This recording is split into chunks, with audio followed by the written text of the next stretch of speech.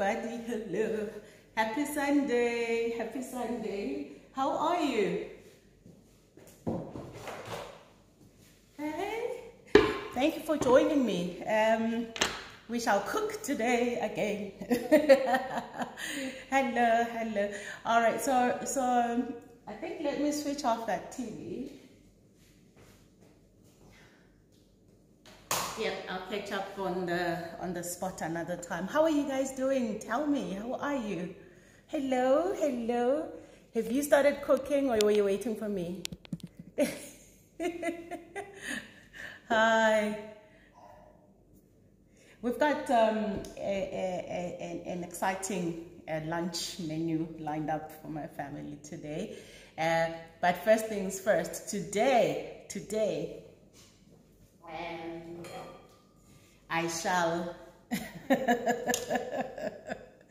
I've got these cutest little Verve bottles.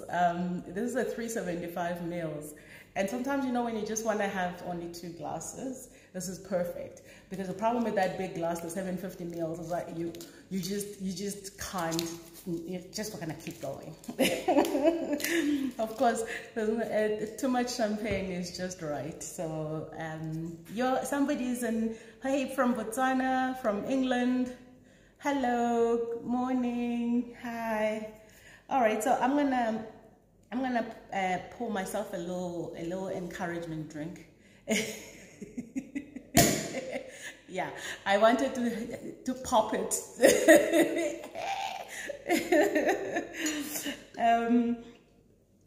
All right, so let's see. Cheers, guys. I shall be sipping on this as I cook. Now, before all of you judgmental Christians tell me it's not even 11 yet, I'm happy for you.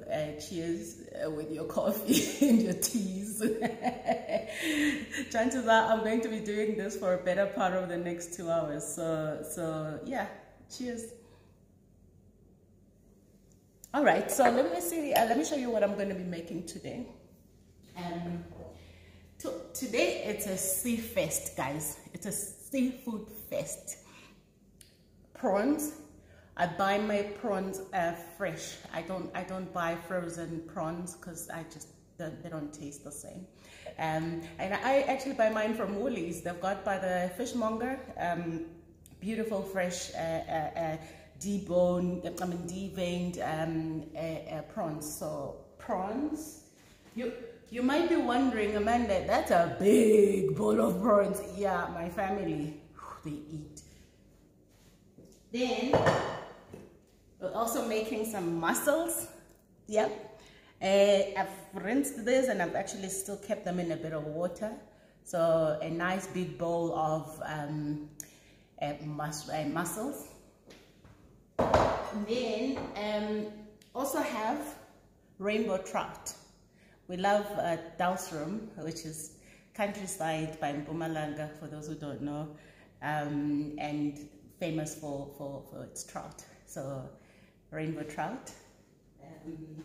And then, so I'm gonna actually make that jasmine risotto today. So I'm gonna serve those with jasmine risotto. And I'll show you what I'm gonna add. So let's get going. Let's get on with it. Cheers to you too. Thank you. Hello from Cape Town. From wherever you are, hello and thank you for joining. I hope you're also cooking something. You know, I don't know what to do around this time, but let me tell you some of the ingredients that I have here. So I'm gonna make that jasmine risotto and you'll see that now. I also have baby marrow spaghetti.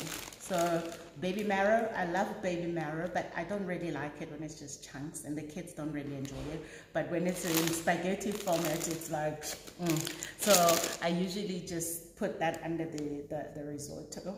Okay, so that bed of marrow and then the risotto. Let's call it a risotto, but I should make it my way. Let's call it rural scenting risotto. Hi, Alushi from Tanzania. Hello. You're kicking chapati. What is that again? Tell me.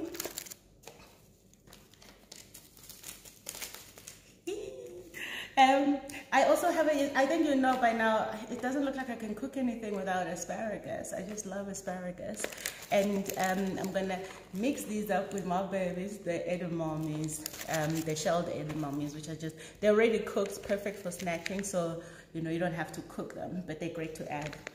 Now I'll show you how I make my risotto. Oh, from UAE. Nikki, you are in Dubai, hey? Is it Dubai? Hi from Botswana, hello. And almost I say, my husband just asked, isn't Amanda Dambuza's day? Thank you. Say hello to your hubby for me. All right, so I use obviously some onions. But these, you have to really like chop them a bit more fine than you would ordinarily. So just because you don't want it to be too chunky in the meal. So let's just do that quickly. And with this one, I use coconut oil. So let me get some coconut oil. If I can find it. Nana? Oh, there we go. If there's one thing Patricia does, she just packs things at the back. Hello from Lesotho, thank you. Hello. All right, so I've got some coconut oil. And I use organic coconut oil. So, and this one is odorless as well. So you don't get that very strong coconut oil smell. But I mean, I'll show you, we will be using quite a bit of coconut stuff. Kuwait, yes, of course, Kuwait, yes. Hello from Denmark. Hello. Oh, wow. Lindy, what time do you want to arrive for lunch? Have you chatted a jet, love? Yeah, so how are you guys doing? How are you doing? Tell me, give me some questions. I'm just gonna finish my prep here. And I hope you can see what I'm doing, or is this a bit too far? Let's see. Swaziland in the house. Hello. All right. So let's see just tell me if you see what I'm doing. If you can't, let me know and I'll make another plan. But I think it should be all right. Okay, so my onions, just keep them nice and fine. I mean, there's no science to chopping onions. I know professional cooks will tell you there is, but try and keep them as neat as possible. But yeah, I don't really, you know how I don't subscribe to many rules, but just chop your onions as long as you don't chop off your fingers whilst at it.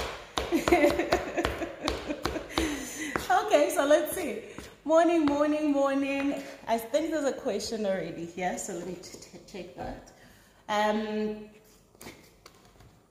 Okay, I'm going to answer that question in a moment. Just give me 1 second. So the question from Fari is, hey sis, how did you discipline your younger kids as someone who was mistreated as a child? Well, I actually I'm the kind of mother that appreciates that I actually didn't deserve what I got, so I have no business passing it on to my children. I don't beat up my children. I don't like punish them. I choose to rather teach them, and I think there's a big difference between, you know, teaching and looking to punish.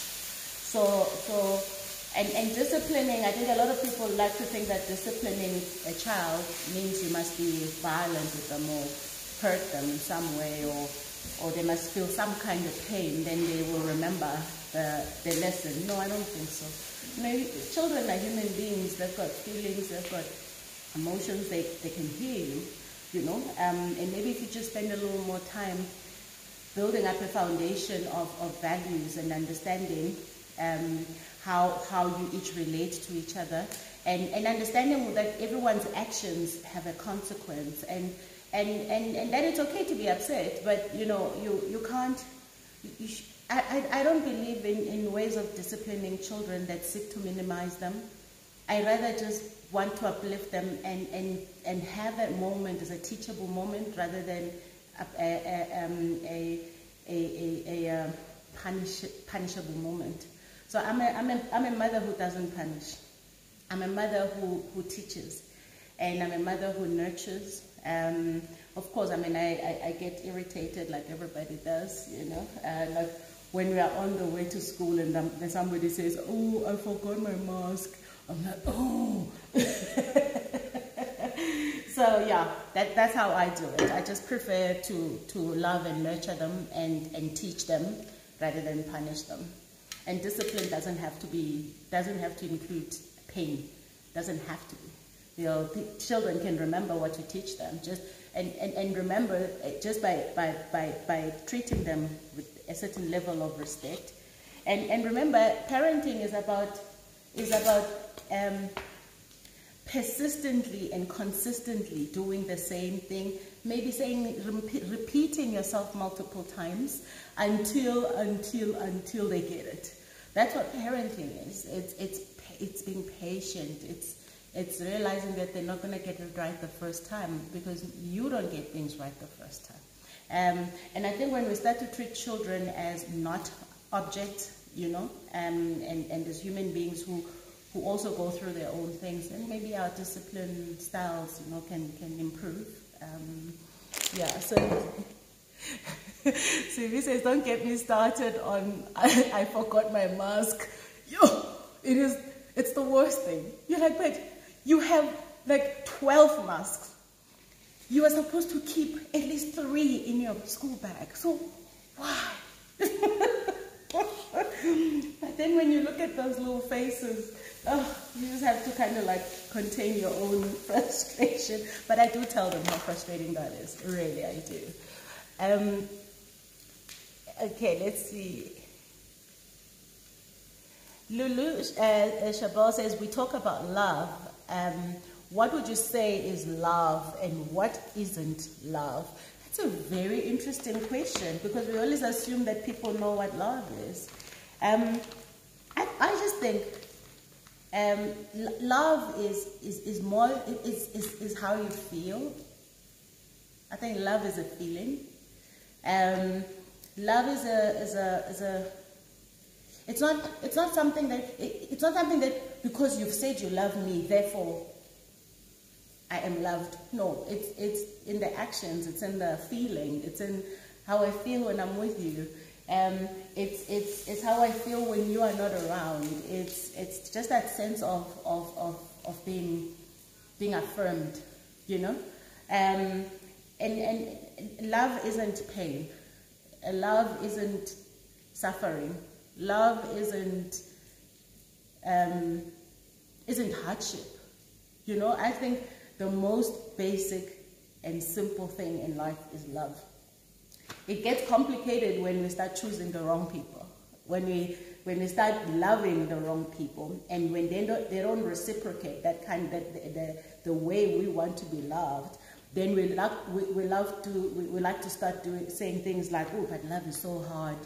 No, love is not hard. I don't believe love is hard. I just think the choices get to either hard or really good. And we've all been in relationships, and I'm not just talking romantic relationships. Family.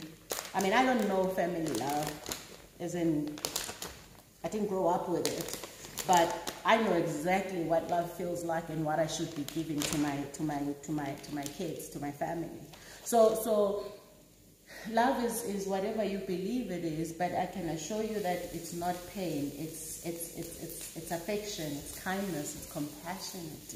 It's things that somebody does.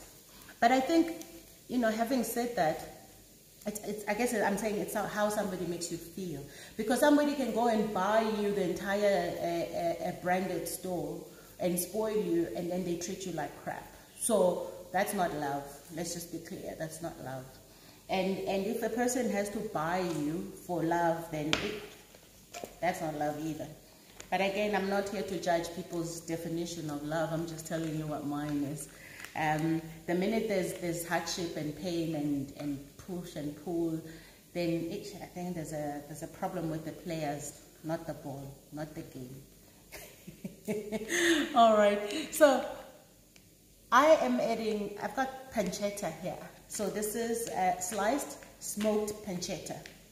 Now, my dear housekeeper freezes pancetta. It doesn't matter how much I tell her don't freeze pancetta, she freezes it.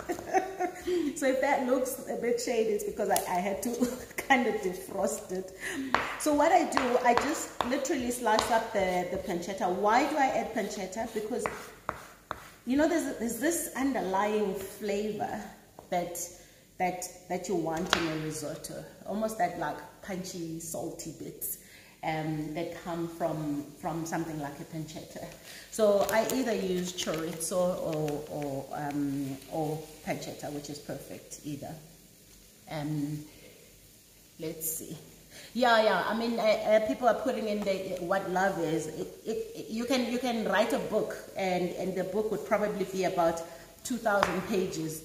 And you still would have, you know, you still wouldn't have enough adjectives to define it. But at the end of it all, love is about how you feel. And how you feel is a build-up of what is being done around you. But I think one of the things that we do a lot of is expect love from people, you know. I just say, yeah, if you've chosen to love somebody, what you do want is the reciprocated love. But first and foremost, can you just love yourself, you know? Can you just love yourself and give to yourself all these things that you're expecting from people to give you? Because I think when you love yourself and you understand who you are and understand how you want to be treated and how not to be treated, then it's easier to spot the right kind of people that can give you or that can be in your life to add on to your life. So I really think that the moment you start loving yourself more, you start attracting the right kinds of people, you start attracting the right kind of energy. But if you don't focus on prioritizing yourself and loving yourself and embracing yourself, remember, if you can't embrace yourself and be completely compassionate with yourself, you can't do that with other people.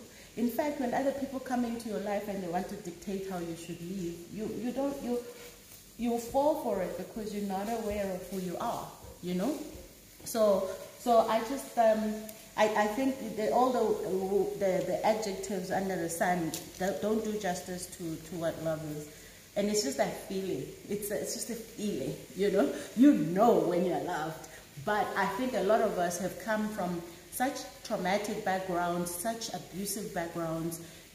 For example, if you grew up watching your mom and your dad fight a lot, or your father beating up your mom, or the other way around, your reality starts to gets distorted because you think that's love, because they beat each other up in front of all of you, and then they carry on the next day, they're loving each other. And I think that's confusing, because those are two different things. Love and all of that is not the same. And again, I think whatever we do in our homes, in our lives, we should really be teaching by example. You know, we should be showing the children, you know, what love is. They should feel it. Above everything else, they should see it. They should experience it. You know, it's a really good question. It's a really good question. So I'm getting my pancetta and onions going here. I'm going to show you briefly. I mean, in a moment. Let me just get my apron. And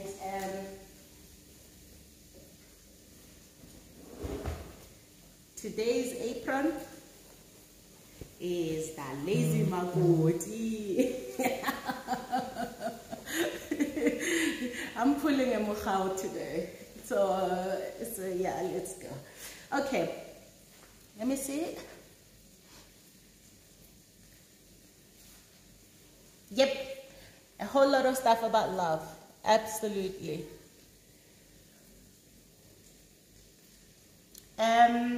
Interlink Cafe says, in your book, you mentioned how you made a conscious decision to start living. How did this look like in a practical sense, especially amidst, your question is cut off, so the decision to start living was about releasing myself from the shame, the pain, the disappointment, the abandonment, the neglect. It's a conscious decision, a conscious mental decision to say, I'm releasing myself from it.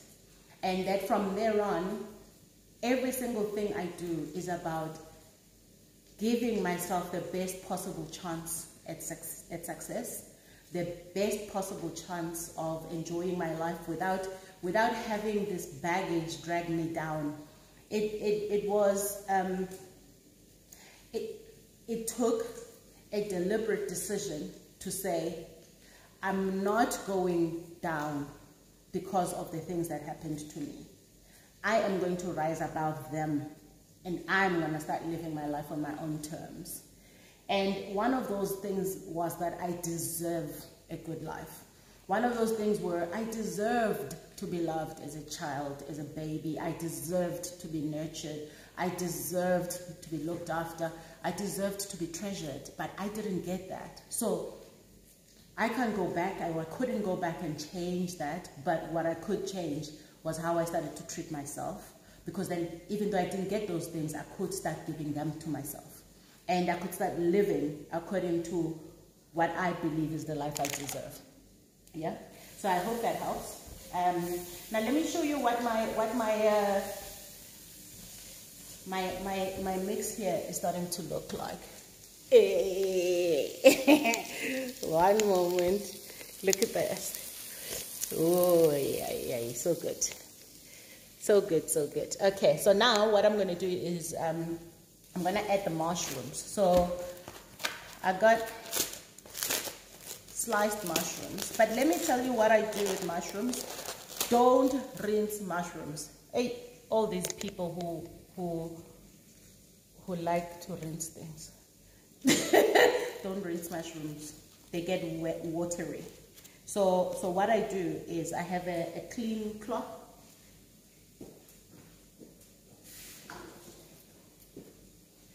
Clean cloth, and I just wipe them off. Just wipe off, because they come proper prepared, but just wipe off, you know, some bits that you don't want.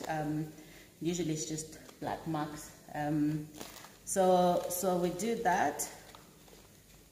And what I do, because I like putting a lot of mushrooms. All right, let's see.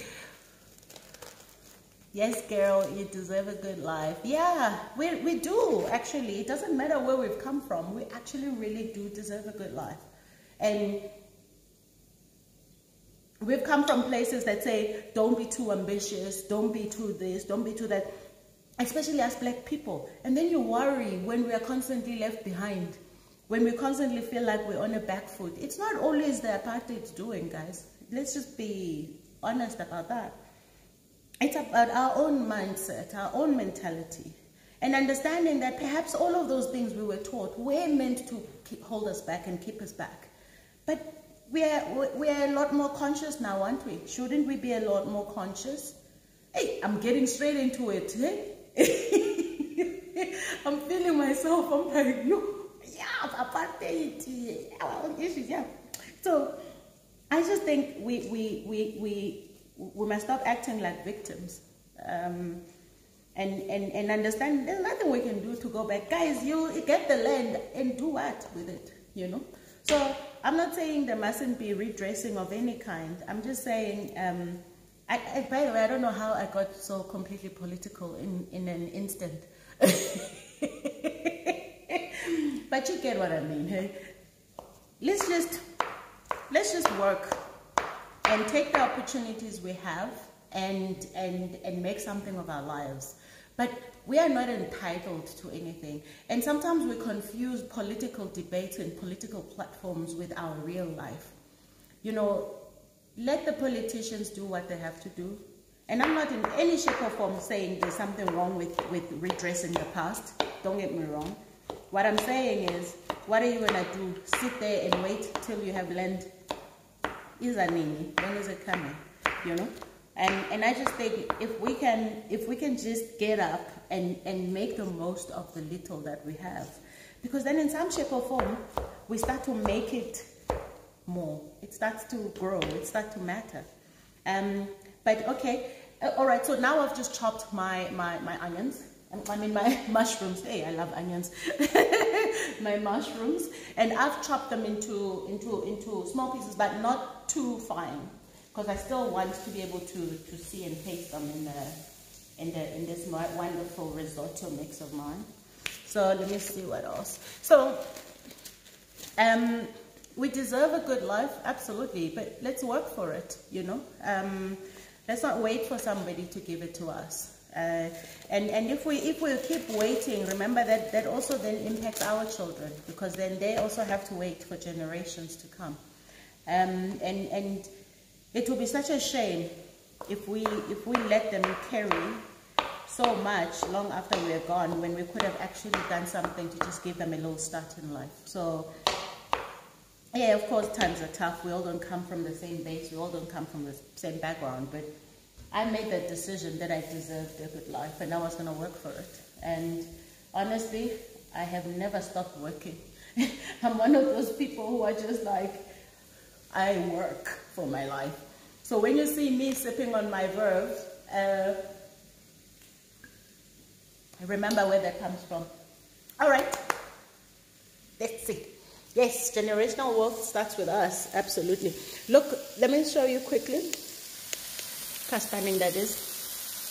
Oh, and what's nice is that pancetta has given it a nice coating of brown, because that's what you want. Okay, let me see. There's another question in the question box.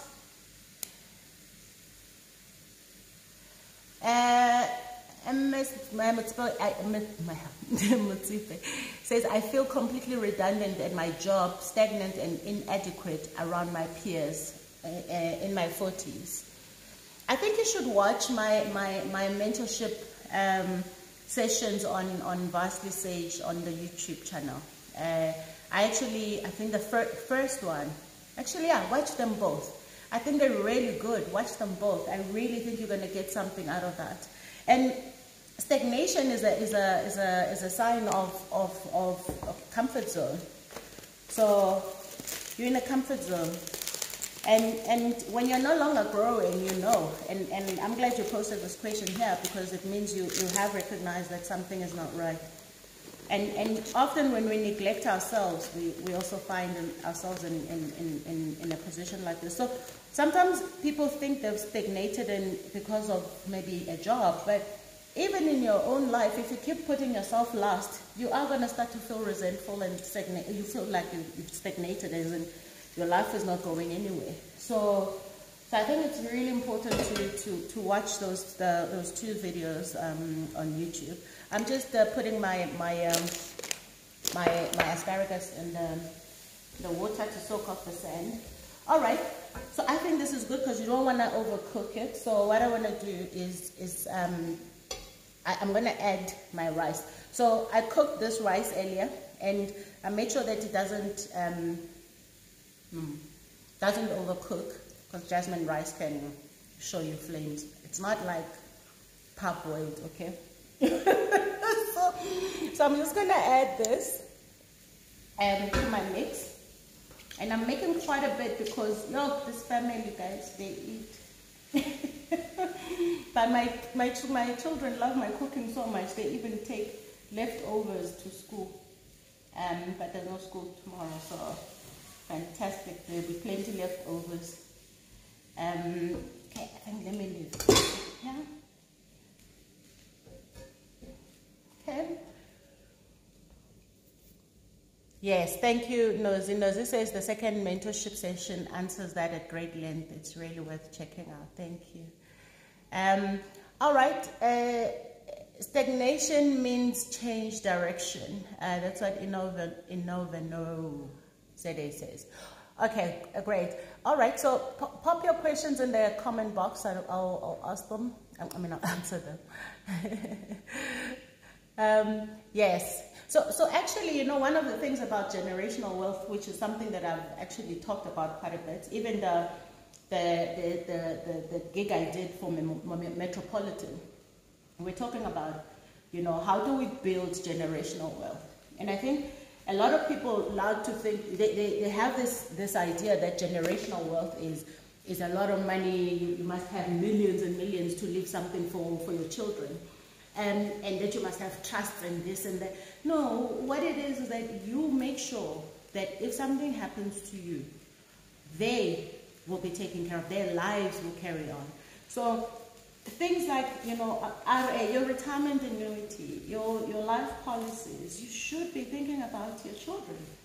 So people choose to skimp on those. They don't pay premiums because, you know, well, they prioritize other short-term things. But the truth is that none of us are going to live forever. And if you kill over tomorrow, which is more than highly possible, and we've seen it happen, it's what is then left for them. So I just think estate planning is such a critical thing. And it's not only for people with money. It's not. It's actually for everyone. We should be thinking about our death. We should be confronting our death. And saying, what do we want to leave behind when we are gone, you know? So yeah, I think that's all right. So let me show you. Here we are, starting to mix it up nicely now. And then yes, somebody asked, do we add risotto in do we add stock? Yeah, you'll see. Am I being slow for you? So one of the things I'm going to do now is add some, I'll show you. So I use reduced fat coconut milk. Okay, so I use reduced fat coconut milk. So I add the coconut milk.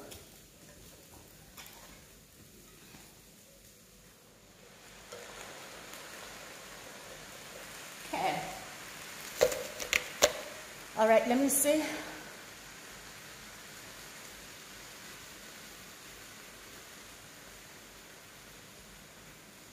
Okay, Busi says how to live internationally. Is that a question, Busi? I don't understand your question. Just ask it again, please.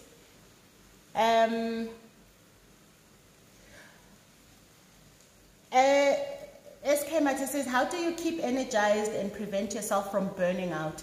Let me tell you, when I was in corporate, I was on the verge of burning out. I had to change my life. I was working non-stop. I was not eating properly. I was always drinking coffee. Literally, a lady once said to me, oh my gosh, it's so rare to see you without a cup of coffee in your hand. And I was like, all I was doing was just whizzing off coffee every single time. So I started consciously, I decided, first of all, that I was going to leave corporate so that I could own my life and be present in it. But remember, I'm an entrepreneur, so I wasn't going to be in corporate forever anyway. So corporate had been my detour, but I mean, it was such a fantastic detour from when I started my businesses. And I went back into corporate in 2009. I was shortly out of it because business showed me flames. And I was like, yo, I think I need to keep working for a while to recover. And then yeah, so you know, I keep saying it. If you keep leaving yourself to the bottom of the pile, you are going to burn out. You are going to be resentful. If you keep giving to your job more than what you're supposed to be giving, you are going to burn out. And burnout is really, you get to a point where you just feel like all you do is work, and none of your efforts are enough. that simply means you've reached a point where, you know, you've neglected yourself for so long, you don't see that anymore. And once you start being despondent, it's usually a sign of burnout. So how do I avoid it? I don't overwork. I work, but I don't overwork. So what do I mean? I know when to stop. And I know how to listen to my body, because one of the greatest gifts with me being on the verge of burnout when I was in corporate is that my body tells me when it's time to rest. My body says, that's it, it's enough. And before, you know, you hear your body saying that, and then you're like, I know, I can push some more. Of course I can push some more. And you drink an energy drink or whatever you guys do. I used to drink coffee. Needless to say, I haven't touched coffee in 5 years. And you know, you just keep stuffing yourself with things that give you phantom energy, you know, and a high for a short period of time. But actually what you should be working on is your underlying soul, is your spirit. And it is critical to do things that really ignite your passion, that seem to be aligning to your purpose, at least should be aligning to your purpose. Because then in that way, it doesn't feel like you're working, it just feels like you are giving of yourself to a cause. So yeah, but now, I mean, I do all sorts of things. I sit in my corner there with my kids, I go into the garden, I just look after myself, and I listen to my body when my body says no. I stop. I say no a lot, by the way. Standard is no.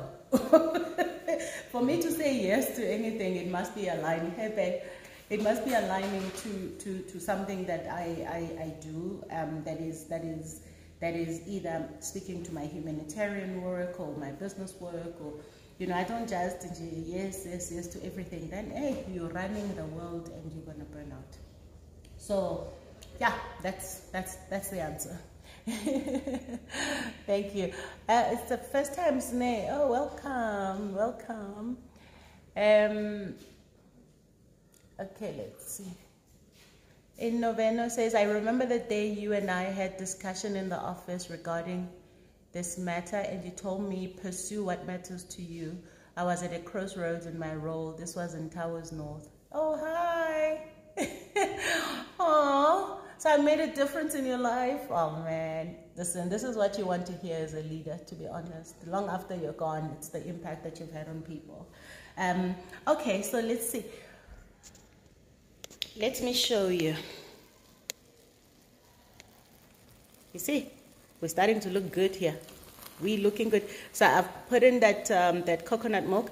I'm now gonna add some coconut cream as well, and then I'm gonna let that just be. So coconut cream. Let's see. I have more. Oh, actually, I have and this one. Okay, I actually opted for plain cream because I used coconut oil to fry the onions and the mushrooms and the pancetta, and then I've used coconut milk, and now I'm just going to use plain cream so that it's not too overpowering, and then I'm going to add stock to it, and then black pepper, and that's pretty much it. Of course, I will spice it up, you know, because we gotta spice. All right. Siv says, can I get your advice on career change? I've been in advertising field for the past 8 years, and I would like to venture into interior decor. I have also actually addressed that quite significantly on Vastly Sage on YouTube, on the mentorship platform. So I mean the mentorship sessions. So please watch it because I really actually spent a lot of time on that. Can you give me plain the cream, please? Okay. Thank you, Mela. Okay, so that's pretty much that. How was your run, babe? I'm doing the live thing. That was all good. I am. It's interactive. Oh. The trail. Oh, okay. Nice. Thank you, sweetie. Okay, let's see another question. Z says, when you left employment, had you already had clients for your own company? No, I didn't. And I also did address this one on last week's session. I didn't have a single client. I built up from scratch. Talk about self-belief, eh? Yeah, but I mean, listen, I also had an understanding of my reach, and I knew that I knew I was gonna make it. I wasn't nervous. I wasn't scared. I wasn't anxious. I just had this amazing belief that I was gonna make it because I had built up a lot of credibility. I had a great network, and honestly, I had a solution to a significant problem. So I was never worried that I wasn't going to make it. In fact, I sat for 5 months without a salary. My husband kept asking me if I needed money. And I'm like, no, I'm okay. Because I kind of planned for it. You know, I cut down on those expenses. I cut up that second credit card you don't need. You know, when you're earning money every month, you fool yourself into believing that you can afford these things. But the truth is that you don't need half of them. And when you're starting a business, you know, gotta bootstrap it. Every single cent matters.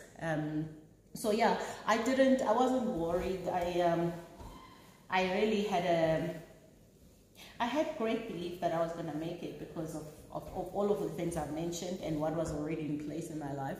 And then the rest, yeah, you just keep pushing on. Okay, so I've not done that, so what I'm going to do is add a little stock.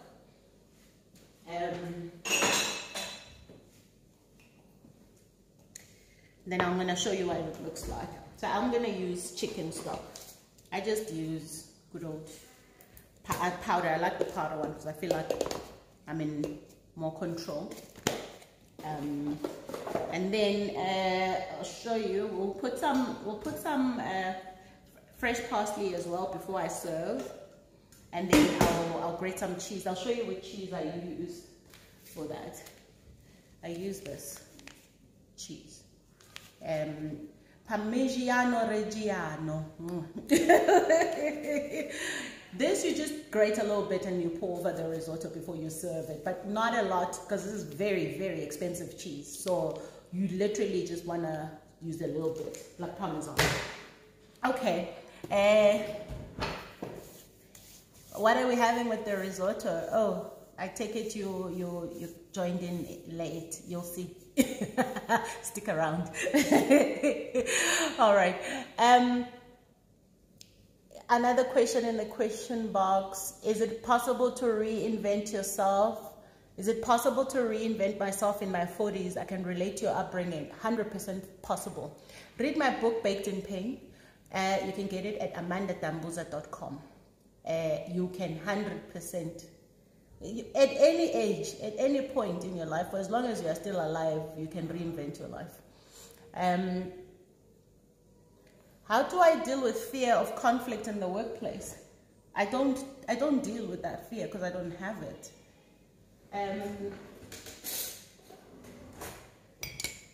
Conflict is healthy, guys.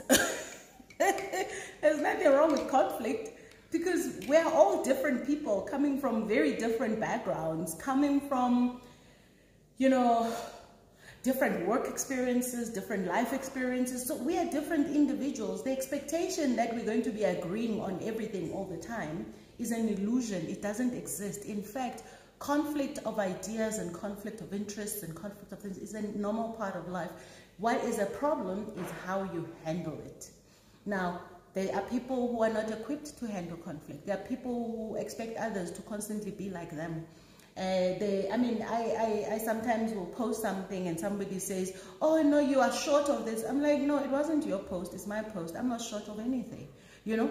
So I'm making an example of how we take our perspectives and we throw them onto people and expect that people must be like us, must do what we say. No, we must have a healthy environment that in fact encourages disagreement, But the how is what matters. How you do it is what matters. If you think your point of view is the only one that matters, or other people think their point of view is the only one that matters, then there's a problem. So yes, I'm now adding stock to my risotto. You don't want your risotto to be watery, so you must just be careful how much you are adding. I like the risotto. The stock actually cuts through the cream as well, so it makes it nice and light. Okay, I think I'm good now with my risotto. Let's add a bit more of that. Yeah, so conflict. I sometimes I actually invite conflict. I'm that person. I'm like, I love a good debate.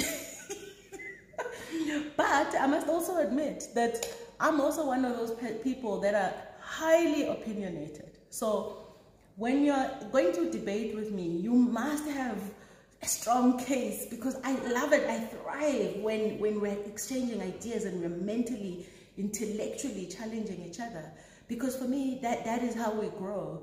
I do know how to back off. I do know how to concede. I do know how to take something, even the moment I don't quite say I agree with it, but I'll reflect on it, and then I'll be like, the other day you said this, you were right. So everything in life is about perspective. It's about perspective.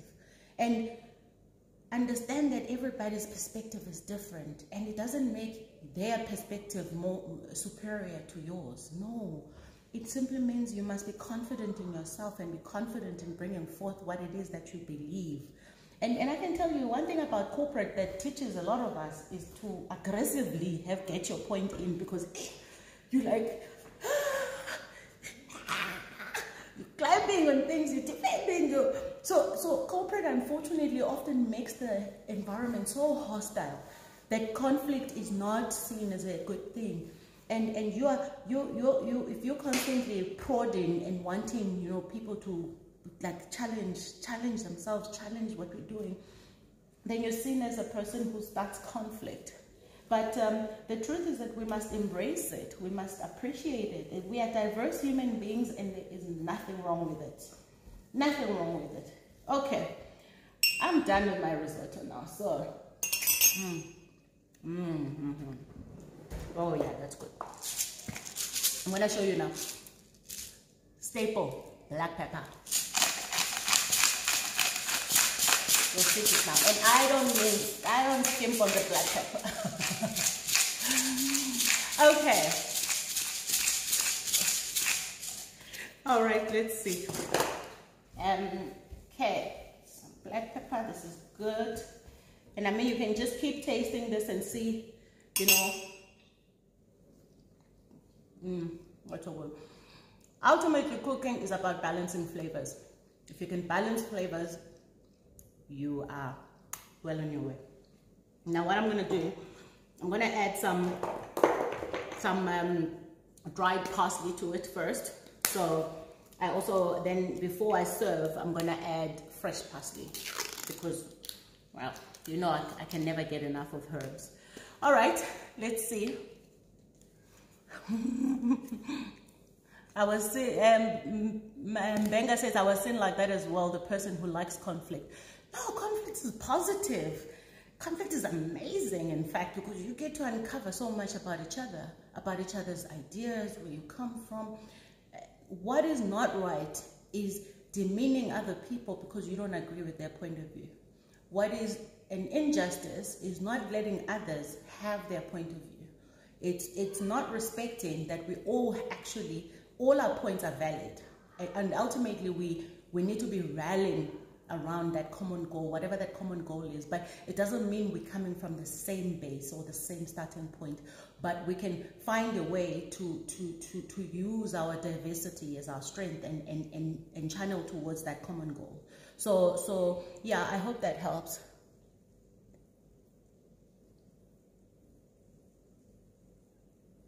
Oh, okay. Busi says how to practice intentional living, Sister Mand.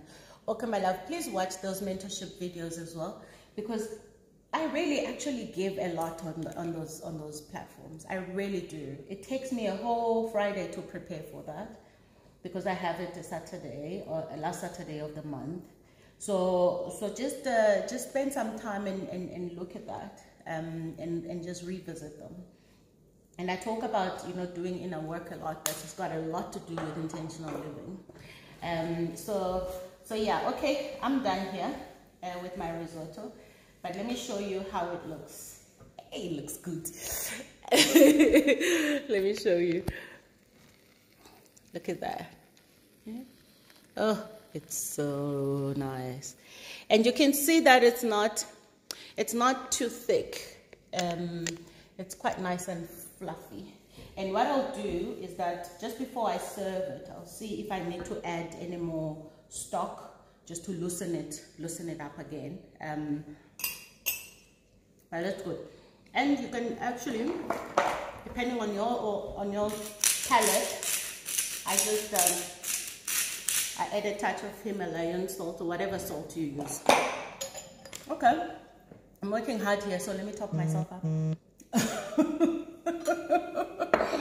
All right.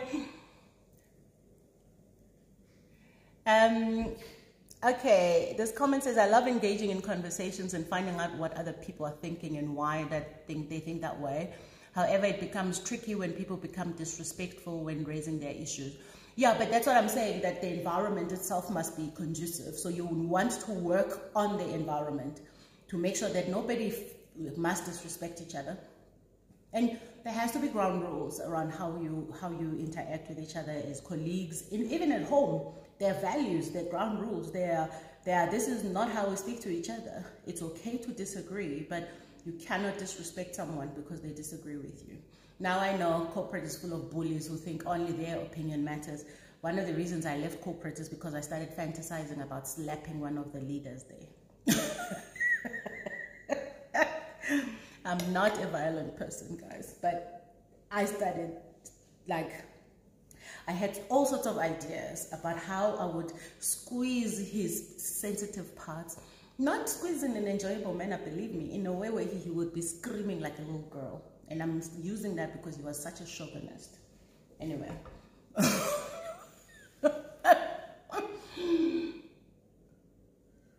I planned that I would go to his office and I would close the blinds and I would slap him and I would squeeze. And then I would walk out of there. Who was he going to tell? Who was he going to tell that this girl that he keeps bullying every single moment of his life has just done this wonderful act?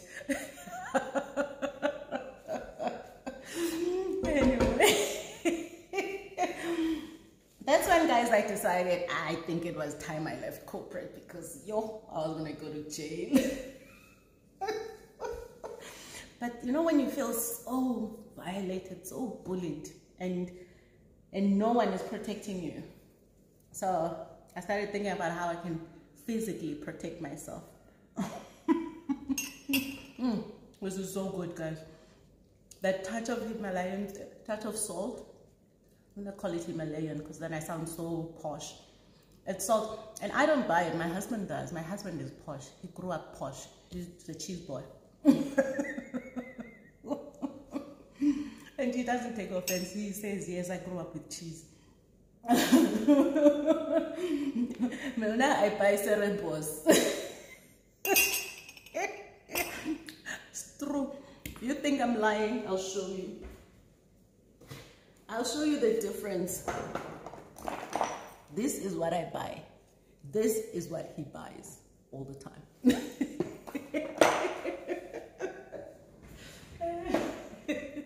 I love it. Okay, oof, that risotto is yum, yum, yum, yum, yum, yum, yum. Okay, let's see.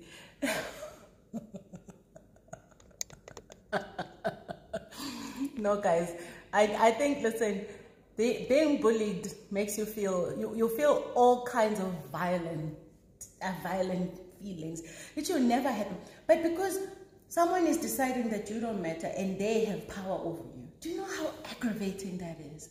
And unfortunately, in a position where they have the power, or seemingly have the power, and you keep challenging them, you're getting yourself into trouble. But I wasn't gonna back down. And it's true, I also fought for all those he bullied. And how the environment was always like, oh yeah, no, he's like that. No, that is wrong. That is first and foremost, the one thing corporates do that is unacceptable. It's an injustice to allow bullying because, oh, that's just how it is. A man touches you inappropriately. Oh, you know how men are. That's nonsense. And the more women we have in these roles, the more we can force a change in those attitudes. The more we have men who continue to say that kind of behavior is unacceptable, they must be willing to take on their own kind and say it is unacceptable because you are making all of us look bad. We need more men who are going to stand up against their own friends, their own colleagues. We need more of that. And it's unacceptable because then we end up having to find ways to defend ourselves because we feel vulnerable and nobody's defending us. So anyway, I'm preaching now. It's Sunday after all. Church is in session, guys. Okay, this is looking amazing. Let me show you. See, it looks so good. Yum, yum. Now I'm gonna get on with my next meal, next part of my meal. Let me put it that way. And what I'm making today is actually quite an easy lunch, a quick lunch. Because what would take up the most time is the risotto. Making the vegetables, that's like literally a 3-minute job. But the prawns and the mussels also, like literally, it's just a matter of minutes. So let me show you what I do with my mussels.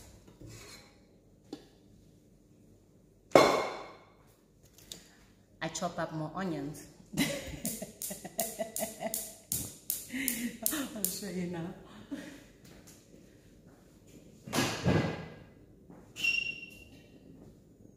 How big are those mussels? Let's see. Yeah. So I'll just put this in this pot. And I see some olive oil. Okay, let's see. Hey, you're saying I've got violent tendencies. Let me tell you something. We all have them. The difference is our ability to control them. And when your safety is threatened, it's a no-brainer that you feel that way. You know. I use one of these onions. So even with my mussels, I first fry in some onions. So I heat up that oil. But then with this one, I can just make it chunky. It doesn't have to be too soft. But because you also want them to be able to have the sauce, you want it not too chunky. Okay.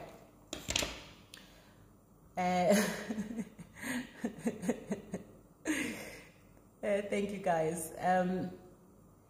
The risotto is finished now. That's it, done. The only thing I'm gonna add to that is fresh parsley and some grated cheese. What's it called? It's like a Parmesan, but a very expensive one. Parmigiano Reggiano. So I'll add that just before I serve, and that's it. That's how I make my risotto, because I don't like food that's overly complicated. And yeah, so let's do that. Let me see if there's a question.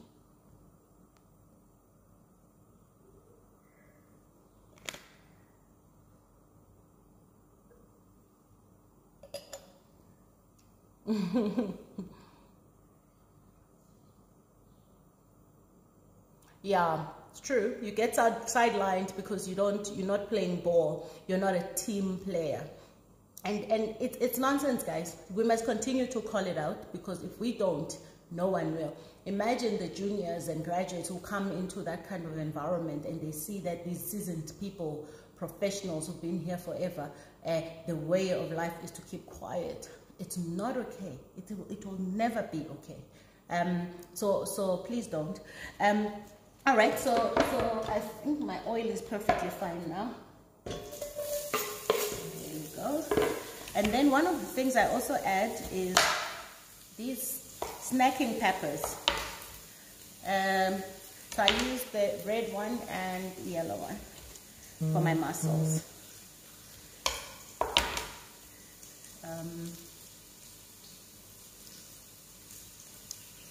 No, but I hear you.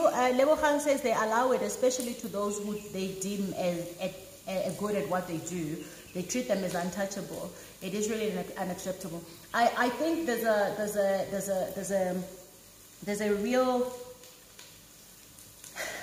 bullies aren't necessarily the good ones. They're not necessarily good at their jobs. They just know how to speak to sound like they're good at their job. In fact, they are, I am 100% convinced that they succeed by bullying because they know how to manage up too. So they don't just manage down, bully down, they also bully up. So I don't necessarily think that it's because they're good at what they do. I mean, some of these people suck at their jobs, but somehow they keep going, you know. Lee says twins should be helping. Why? Why are you now telling me what my children should be doing? Provoke. Why not the boy? Anyway, they're busy with other things, so and I don't want them to be seen by you people. People of the internet are strange. This is my life with you. If you're not happy with that, then I can just cut it. Leave my children alone. By the way, they are with their father outside. Okay, let's see questions in the box. Okay, I keep answering questions from the same person. Okay, more actually from her. How significant were your credentials when prospective clients weighed your brand equity? Very significant. Watch those mentorship sessions. SK says, how long did it take to write your book, and has self-publishing ensured that you earn more from the book's revenue? So writing a book can take you your lifetime. That's completely up to you and completely up to your inspiration and completely up to what you want to say. So I started writing my book 10 years before I published it, but I couldn't write because I was still going through the things I was writing about. So I had to journey through them first. And then, you know, I could then get myself to a point where I can actually write about it from a place of strength rather than a place of still healing. And once I decided to actually start writing, I went, like literally I would be writing for 13 hours a day, in the night largely. And that took me solid about 8 months. And self-publishing is about me owning my story. It's about me controlling the pricing. It's not about me earning revenue. It's more a control thing, because the moment you resell your book or have other people sell it, you don't have control over the price. And I mean, I saw that when Exclusive Books sold my book for 453 rands, and they were buying it from Amazon for what, $10.99. So, you know, it was just and $10.99 in today's money is about 150 rands, roughly. So I don't like that, because my story isn't, my books aren't written for profit. They're written for changing lives. It's one of the platforms I use to change lives. Hence, I haven't increased the price to such a level.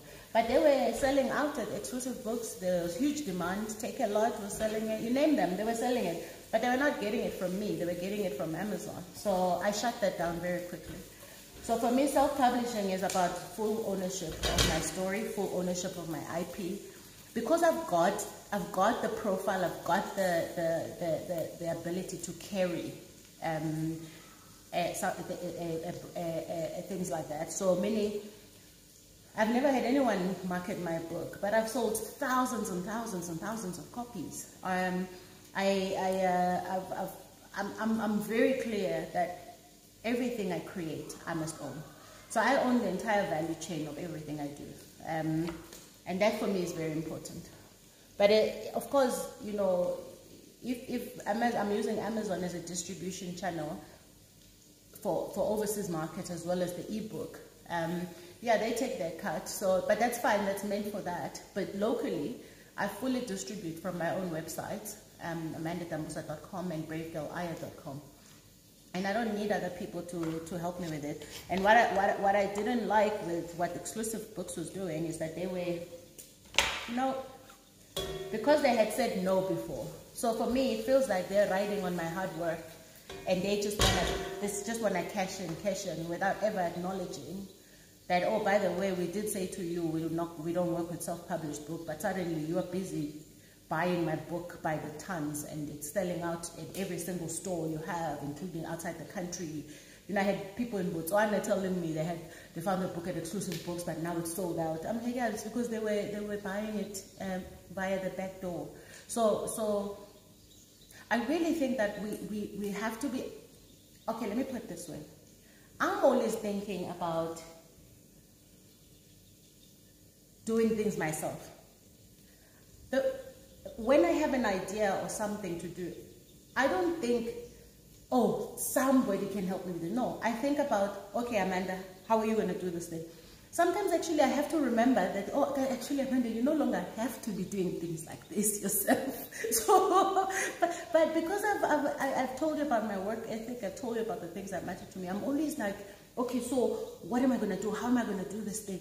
And then I soon realized, Amanda, you can do this yourself, Kafife. You don't need to be clearing headaches, bringing in this and that.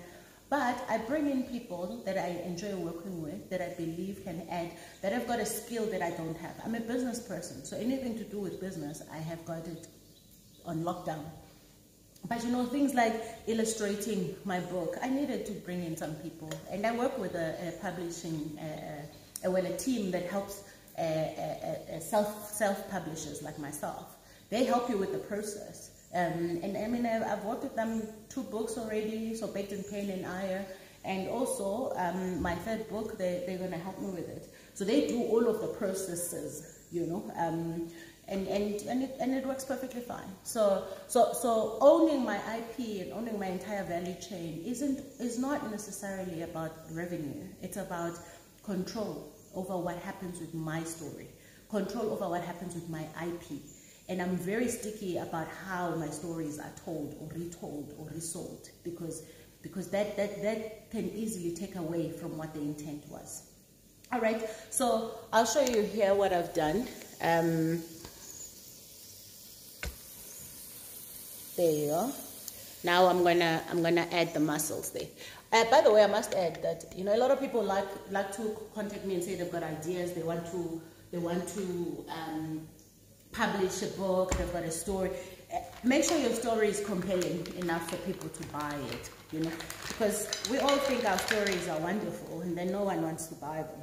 So I think that's very important. But also please remember that it costs money to publish. The reason why a lot of authors end up going with publishing companies is because, and I'm not saying all of them, more often than not, they do not have the money to fund their own projects. So even when you go self-funding, just remember that you still have to pay for it. You know, it's not, and with publishers, they pick up all the marketing fees, they do everything. So all you have to do is write a compelling story that they can publish. I do all of that myself, you know, and whilst it's not always a cash out thing, like for example marketing and stuff, but I've earned the profile, I've earned the credibility for people to actually want to hear what I have to say, and that costs money. So you know, it's I see it as more an investment than anything else. Okay, those are my muscles now, and what I do with my muscles is so you saw what I've been doing, right? And the thing with mussels is you don't overcook them either. So be careful what you do. I'm gonna take a big bowl, and in this bowl I put more stock. I use chicken stock because the one thing with mussels, they can be very salty, so you want to be careful about what you do.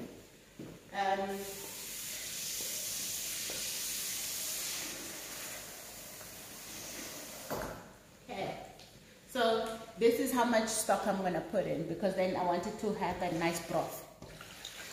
Okay, so we let that just boil, and then I'll put some black pepper. You've guessed it, black pepper, and it's already like really looking good. Let me show you. Look at that. Look at that broth. And the moment it starts to boil, yeah. So that we usually just have like as a starter. Okay. So as that goes there, let me see.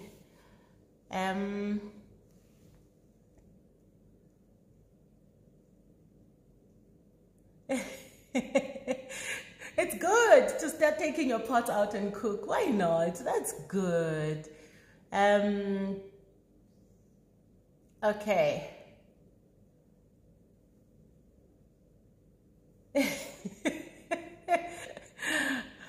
Tipale says, you know, a person can cook when they slice their veggies so effortlessly with the sharp knives. I also actually, to be honest, I judge the chopping skills and see if you can cook or not. But there's no science to it, to be honest. You just do what, just don't cut your little fingers. Tish says, I just found your page a few weeks back and I must say I'm obsessed with you. Oh, thank you. I'm glad I can add value to your life. How has my week been is the question. Anything new in your schedule or the normal routine? My week has been about, I mean, I sit on boards, so, you know, that's part of what I do. But boards isn't, the beautiful thing about the boards I sit on is, you know, it's a quarterly commitment. But sometimes you have ad hoc papers to review and approve and etc. So that's that. And then running my business is what I do every day. You know, my event, Vastly Sage event. I'm busy finalizing the script and talking to people about, you know, producing an Aya animation series. And I have my family, so in the middle of any given day I have to go fetch the kids, and if my husband is not doing it, I'm doing it, you know. So yeah, and these days really it's preoccupation around, you know, business is tough, it's strained. We're starting to see a little bit of, you know, activity, but the momentum that we had is long gone, so it's just building up back to that, and protecting jobs as much as we can. But, you know, I'm preoccupied with that. I'm preoccupied with, you know, what do I do to just make sure that the business keeps going. And yeah, so my team and I are constantly working. I've had investors. I always have investors. Thank God, something that a lot of entrepreneurs really don't have. So you know, I've been talking to one investor, a listed company, for the last 4 years. I'm like, yo, this is a long courtship. Yeah, but it's just always about timing. And last year we kind of concluded an equity transaction, but, you know, then COVID happened. So as an entrepreneur, you're not selling off a portion of your business for nothing. you know. So sometimes you'd rather just hang in there, rebuild, and then when the time is right, you sell. The timing is never right, but you find the comfortable one, the comfortable timing. So I've been talking to investors about coming into the business, but that's not because of COVID. That's because that's what I've been doing anyway. But that's probably towards the tail end. So I own my businesses 100%. So particularly Uyandi, so I'm talking about the project management business here, because the others I know the right and the one, no partnership. I'm in partnership with my family on the other ones. All right, so let's see. Thank you for that. Lynn, like it's okay. Don't do it again. All right, let's see. Sihle says, not sure if you covered this before, but why do you think about the dynamics between women in the workplace, particularly across the okay, so your question has been cut off. You are from rural Eastern Cape, but you did put a question there, so just ask it again for me, please.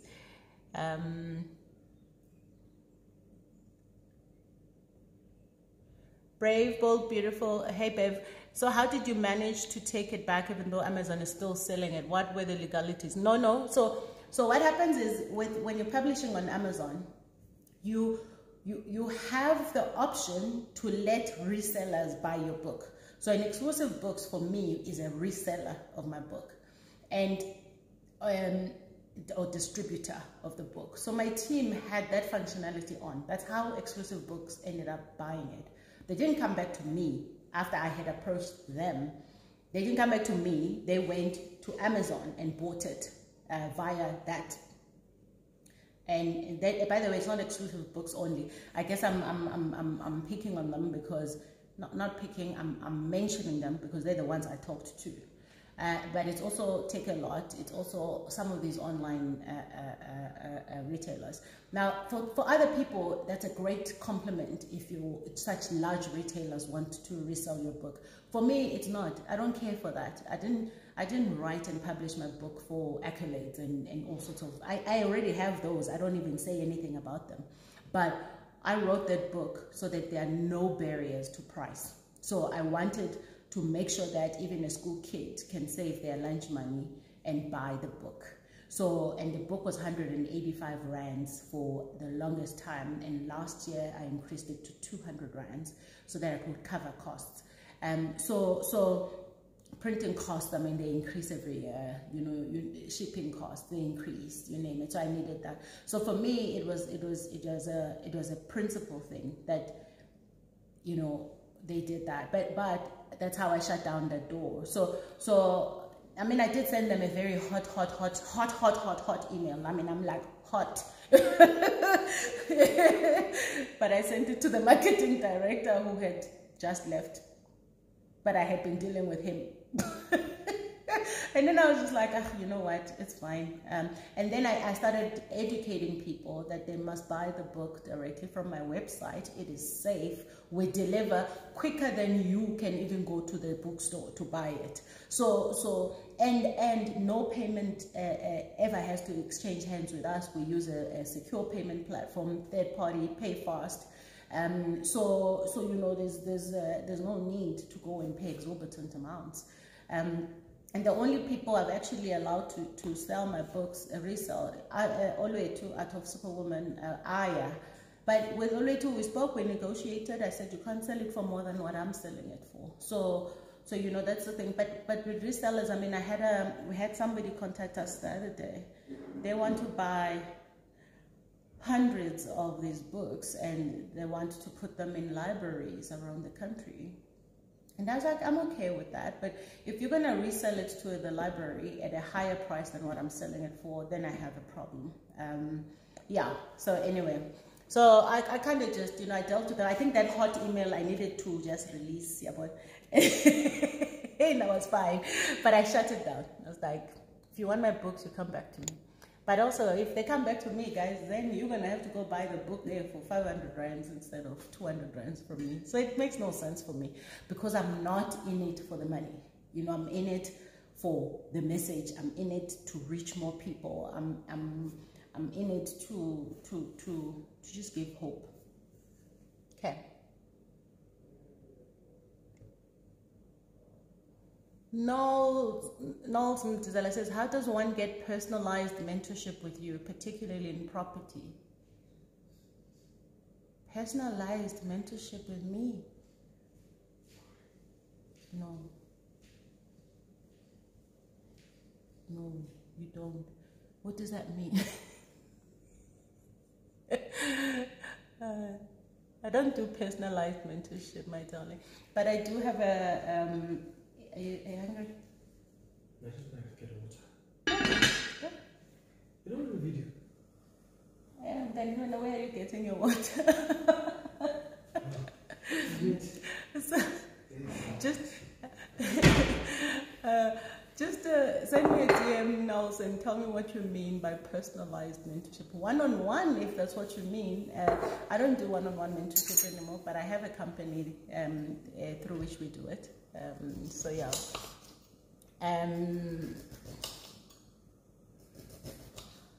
Okay, let's see. There are no more. Oh, okay. There's still some questions here.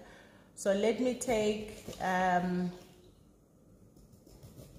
Amanda Doba says, when did you start your Le Creuset collection and how did you become a Verve ambassador? These questions, okay. All right. I just buy pots that I like. So whenever I need a pot, I don't go, I want to build a collection. And then I need a pot, I go buy a pot. Or depends on what I'm looking for. And then I have...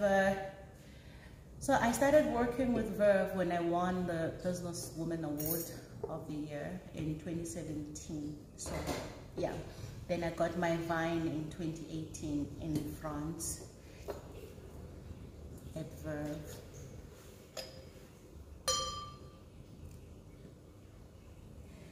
I am special. Yeah, so it's been since then.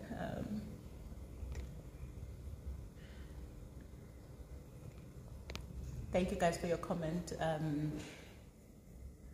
Thank you. St. Deb says the delivery when I ordered the book was very quick, just a day. Well done to your team, Amanda. Thank you very much. I do have a great team. You really love being in the kitchen, says Yanda. Yes, I do. It's in my own terms. My husband also loves being in the kitchen, by the way. Sometimes I just chill here and drink Verve whilst he cooks, but that's more midweek. A cookbook for me, I don't know. Hey? I don't know. I just leave these things for the pros. I just love doing this, and then. But then again, you never know. Madame Amwase Food says we are status course when they are state. I'm so interesting, thank you. I tell you what. Oh, this is sweet. Jay Kambule says, I'm turning 50 next month and you inspire oldies like me to still chase their dreams. I'm so obsessed with you. Thank you so much. Thank you. But we can't stop, you know. What if you're the one that's going to live till 200 or something? I just think also it's a shame to you know, at the end of our lives to look back and have regrets about not having lived fully or completely. I just think that's not glorifying our lives in any way. So thank you very much. All right, let's see. Okay, so Sihle says, I was asking about the dynamics between older and younger women in the workplace. I have found that sometimes older women can bully younger women who have just started their careers. I don't think it's a general women thing. I just think there's some women who seriously have issues and they need to sort themselves out. And anybody who bullies another, especially a younger person, because if you're coming into a space where I've already struggled and suffered and navigated, it is incumbent upon me to make sure that anyone coming behind me doesn't have to go through that. But remember, that is a personal choice. That comes from a place of a person that is 100% happy and safe and okay with themselves and appreciates what their role is in the ecosystem. There are many women who are yet to do that, who are yet to undergo that work. There are many women who say, I suffered, therefore you must also suffer the same. I don't do that. And I don't believe that a lot of women do that. There's some who do, absolutely, and pretty much like men do it. So I just think ultimately we can only control ourselves. We can only control who we are and who we bring to the table. So if you're a young person and you've experienced that, it is incumbent upon you to make sure you don't pass that on. So these generational things are not just about families, they're also about, the workplace. It's important that if you've experienced something and you did not like it, you must change it. Change it for those that are right next to you and those that are coming right behind you, because surely you must be thinking about the world you want to leave for your people coming behind you. And I think it is a personal thing, So we're gonna get on with some prawns now because it's almost time to serve lunch. So my mussels, the only thing I do with my mussels, and you'll see the broth is looking really good. What I do with this is I'll add a little more seaweed stock just before I finish this call. So I'm gonna make the prawns. What I actually wanted to do, which I didn't do, let me start before the prawns. Let me start with the trout. So usually I just I actually cook it in different ways, but it's also one of those things that takes like 5 minutes to cook. I either bake it in the oven and then let it crisp nicely on the outside, or pan fry it. So either way, whatever rocks your boat, let's put it that way. But what I like to do, in fact, is you see when you've made that prawn, the sauce of the prawn, it's so good on the fish. So, but I also don't like serving prawns when they are cold. So I have a decision to make. Which one do I make first? I'm gonna make them both, but I'm gonna put the trout in the oven. So let me heat up my oven. I'm gonna put that up at about 200 degrees, and it's in bake function. Okay, so let's see. Nancy B says, you're such an inspiration to me from your Adapt days. I just love you. Thank you. Thank you so much. Hi. Hello. All right, guys, please put your questions in the question box because I might miss them. Let me take the older ones that I haven't picked up yet. Apologies.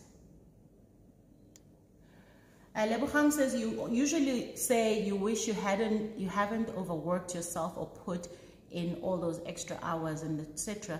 Do you believe it? Do you believe that if you haven't? Your question is cut out, so just ask the last part. And I think let me just be clear. I don't wish I had. I don't regret anything about my time in corporate. There is nothing I wish I had done differently. I have said though that the lesson that I did take out of it, and if I ever found myself in that same position, I would do things differently. So there's a big difference there. So I had to just clarify that. If I hadn't put in what I put in, and I'm preempting your question, would I have been where I was or where I got to? Would I have succeeded? Would I have built all of this? The answer is I could have, even if I didn't pour so much of it. So remember, there's doing your job and doing your job to the best of your ability. And then there's thinking that you are the one that's saving the world, that's going to save the world. So the part that says save the world doesn't actually contribute to your ability to do your job. And here's why. You know how many people feel so done in when they've poured so much of themselves into the job. And if you're in the banks, come February, you are told you are not an exceptional performer, you are above average. And then you are told there's no bonus because times are tough. Oh wait, but because you know you're above average, which means you've done more than just your job, you're going to get a little bonus. And then, oh, there are no increases. And then, you know what? We've actually gone through this process of restructuring. So your corporate title, which was X, is now no longer. Or also your shares.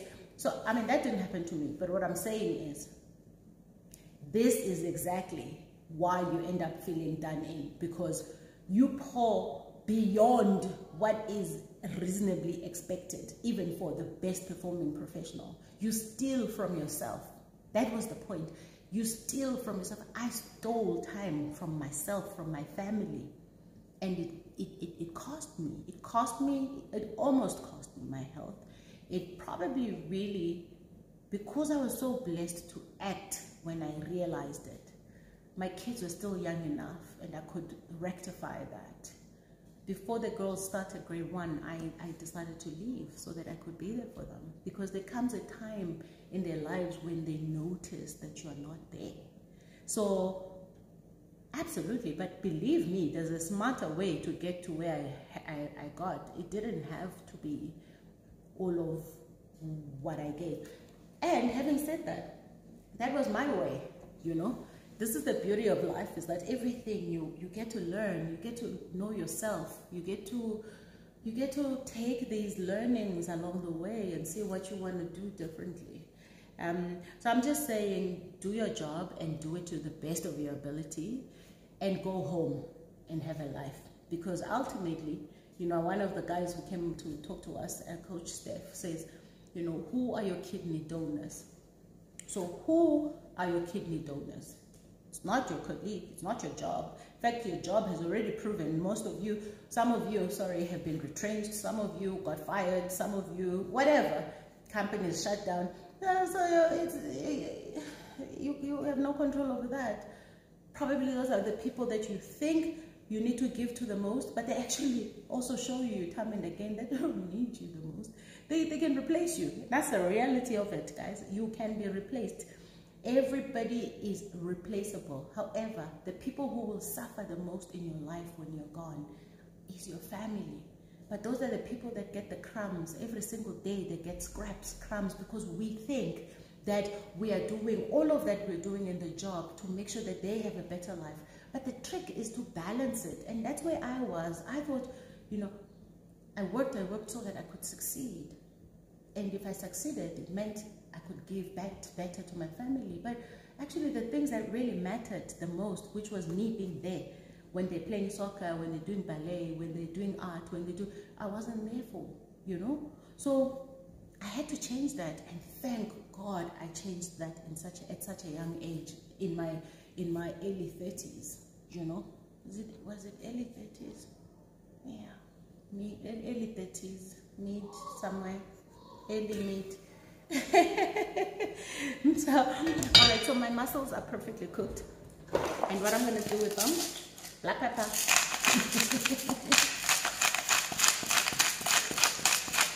oh, they look so good, black pepper. Where's my tasting spoon? There we go. Okay, let me show you what they look like, because I think this is so important. Look at that. Oh, how beautiful are those. Look at that broth. Yeah. That's really nice. And mussels are so easy to cook. But just get good ones. I always buy fresh. I buy fresh from, I mean, there's a fishmonger that we use. But Woolies also I just get exactly what I need. So, you know. There was a time when I could just use the spoon, like, you know, from the pot. Hey, now COVID, you just like, don't do that. So we've had to adjust our cooking ways at home, okay? So I just put it on my hand. Oh, that's good. That's so good. All right, I'm happy with that. Okay, let me take another.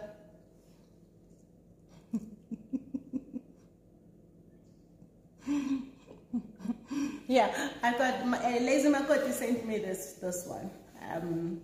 But I've got plenty aprons. Okay, let me get the questions. I appreciate your comments.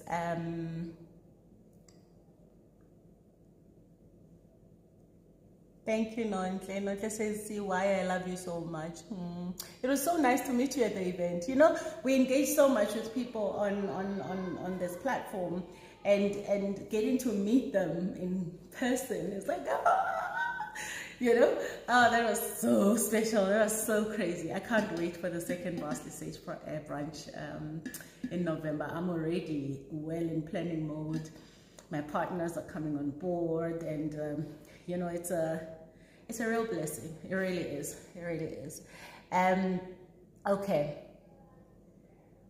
Benga Jolina says, I passed the question twice. The truth is that I probably am not going to get to answer all the questions. So I didn't pass your question on purpose. If it's not in the question box, I don't see it sometimes because these comments fly by. So don't take it personal, love. Just put it in the question box, and if it's in the question box, I'm gonna go and find it, okay? All right? Okay, let's see. I'm gonna go by, because other people,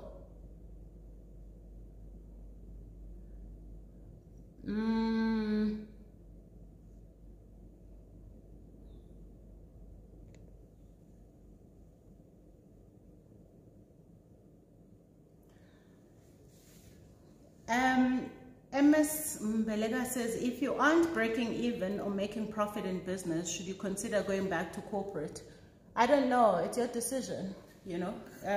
It depends on where you are in business, because it depends on whether you are a real entrepreneur or not who can push through hardship. Because remember, and it depends on why you are not making profit. I think let me first say that. And why you're not breaking even. And I've said it before.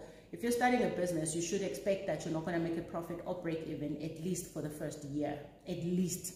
Often others, depending on what your solution is and how you're getting it to market, the timing of it all, often 3 years businesses aren't making it. So I think 3 years is a really good mark to understand what's what. I had to go back to corporate because I had to shut down my businesses, and I had debt. I had to pay the landlord. I was 6 months into a 3-year lease. I had to pay back myself. I had to pay back my family because I took money from my family. When I say my family, my husband and I. And yeah, and I had to just go back and just keep a low profile. It's like, and work, earn some more money, get some stability back in my base, and then go back again. So it really is about why are you struggling, why and what is the shelf life of your business. You know, what's the longevity? How sustainable is it? Because sometimes not making a profit and breaking even is just a temporary thing. It's a seasonal thing. But the aim is to make a profit, you know. Breaking even is okay if you're still building. And breaking even is okay if it's like COVID pandemic era type stuff that we didn't anticipate. The aim in business is to be profitable. The whole point of business is to generate cash so that you can do things with it. So be it create employment, be it change your life, be it change other people's lives, whatever that is, be it reinvest in other things. So it's important to understand where you are in your journey and where you believe you can keep going. But I can tell you that the standard thing you need in any business, in any entrepreneurship life is grit. You know, it's hanging in there, even when it's like so hard. Because just now something drops that you've been waiting for, and your life changes. But only you know how long you can keep doing that.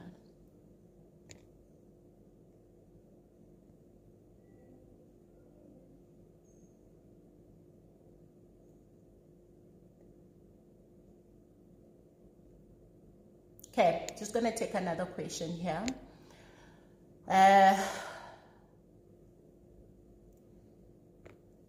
How does one go around dealing with ageism in the work environment? Sometimes your value is placed, it's cut off. Ageism, I don't know if it's because you feel like you're old and you're older in age years, and people are treating you as old, or you are young. So I don't know which spectrum you fall into. But again, guys, it doesn't matter who or what says what about you. What matters is what you believe. Because if you go around getting offended and taking all of these things personal, people are just mean generally, you know. People generally just, some people just, I mean, you've seen how kids are with each other. You're just like, oh, you're so mean. Some people never grow up. So, so we must teach ourselves to grow up. And I think every single person has got a role to play. And it's not about your age. It's about, you know, your open-mindedness in my view. So,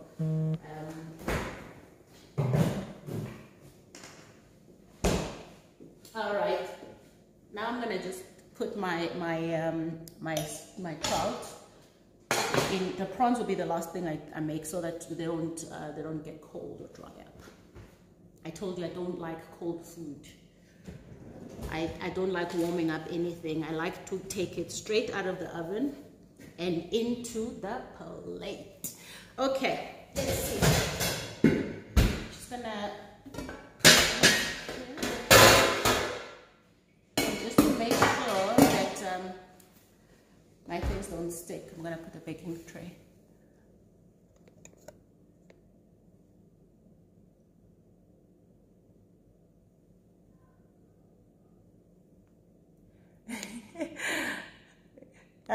Sarita says, I remember a year ago you mentioned that people ask for one-on-one mentorship when they actually want your networks. I've since stopped, or rather being careful with who I give mentorship. No, but it's true. It is really true. People like to guise mentorship under this.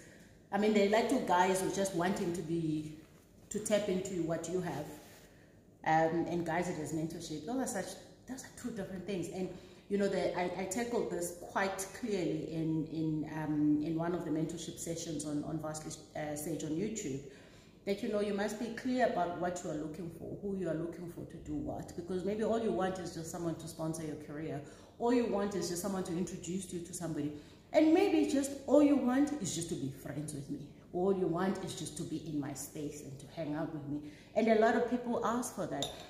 Unfortunately, that's not something I can say yes to.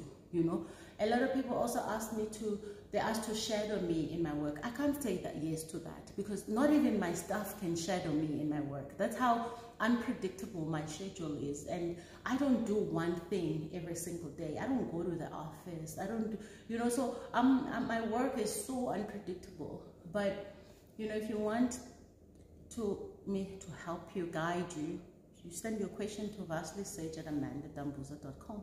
Even the people that I mentor one-on-one, it's not a regular thing. It's every now and then when I've got time to spare and they need me for something, you know, then I'm there. But I'm not a fan of this perpetual mentorship thing. Yo, guys, now I must just be mentoring like the same person for years. And when do you start to fly, you know, like a bird, fly? You fly and flourish because you don't need me to hold your hand every step of the way of your life. I give you the guidance. I help you with your confidence. You have to live your life. I can help you live your life. So I think, and I've said it so many times because I'm so passionate about it. Sometimes mentors are just a crutch, you know, that person you just want to keep leaning on. Please stop, because even crutches get tired. Now, I don't always feel like mentoring anyone.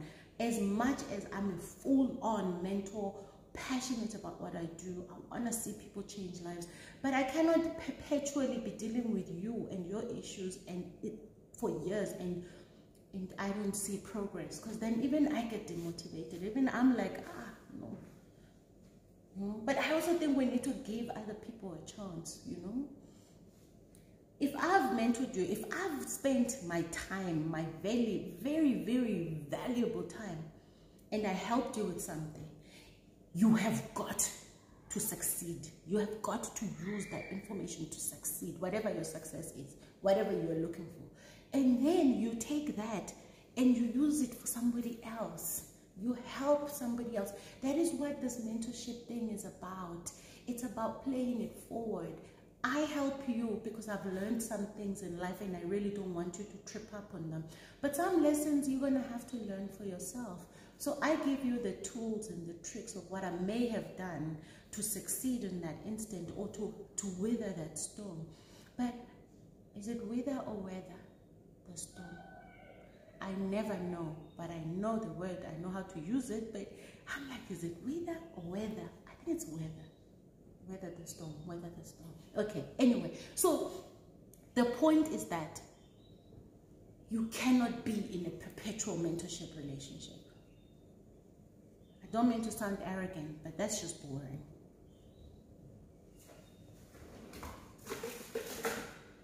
So, just gonna put a baking tray for my trout. I mean a baking paper on the baking tray. And what that does is it just helps me, it doesn't stick. So,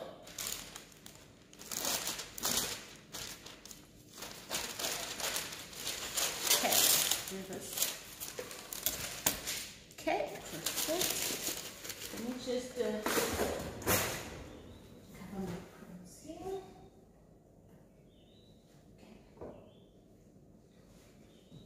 All right, I'm still here. Let's see. What's my favorite dessert? Champagne.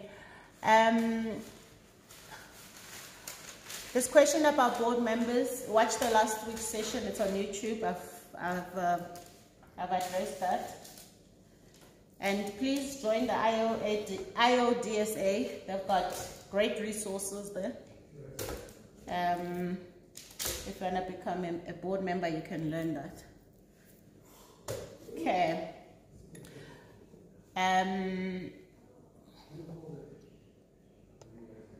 Okay, let me find a question that's been sitting here for a while before I put my chart.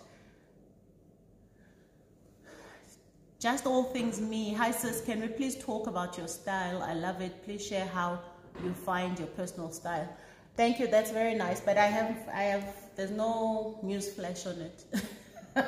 I just wear what I feel comfortable with, and I just wear what I like, and yeah, I don't wake up and say my style is decidedly this. No, but I've come to, I think you grow into your own style, something that sticks more to your personality and how you feel. So style is really about how I feel. So thank you very much. I like to look cute though. I like to just look cute. Okay, so I've got my trout. I'm gonna just spray a little bit of olive oil. And the other thing and this one I'll season a bit as well with just a touch of Himalayan salt. And then before I serve this, I put some lemon slices. So let me just put it in for now. For now, I bake it, okay? And what does it look like? There.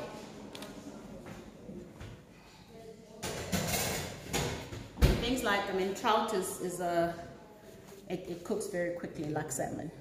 Okay, then I'm gonna get my prawns going. This stuff, I mean, these vegetables, these are literally 2 minutes before you serve. And this you just put in water.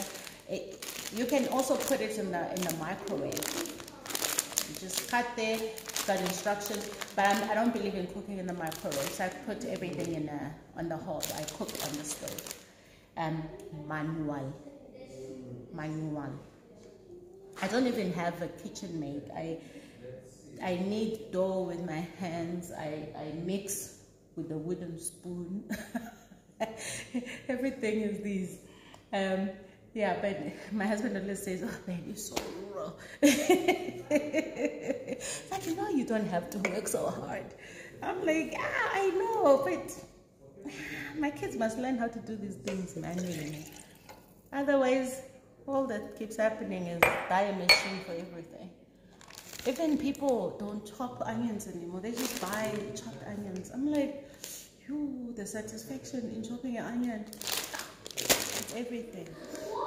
By the way, one of the things I do with mussels, which I'm not going to do today, is put fresh garlic. But what I do before I serve, I also have garlic salt. So I add some, not garlic salt, crushed garlic, but it's a dried one, and that for me works wonders, because then I don't have chunks of garlic. Some days I use a fresh one so that I get that chunk, but today I'll just add crushed garlic. Okay, all right, I think I am getting done. Let me see what other questions. Dibali says, have you ever experienced betrayal while trying to assist someone level up or through mentorship? You know, I guess I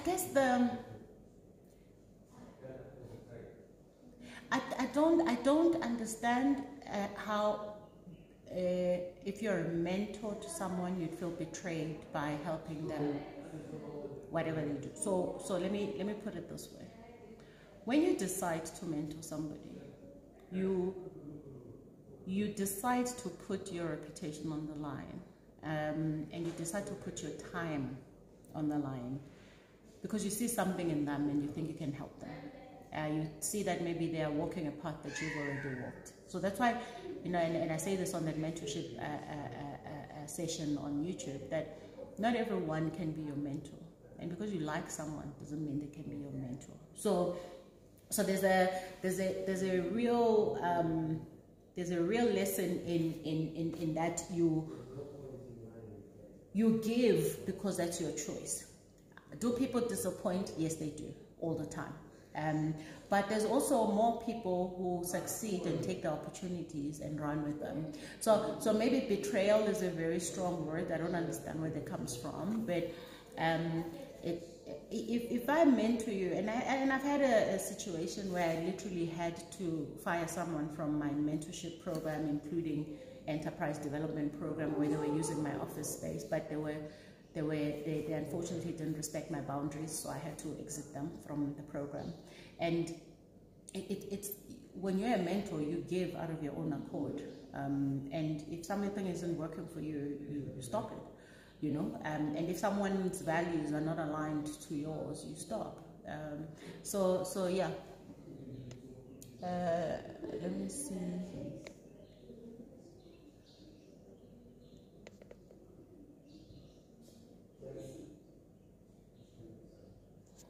Someone says, is venturing into a business better though, or it boils down to same problems with different people?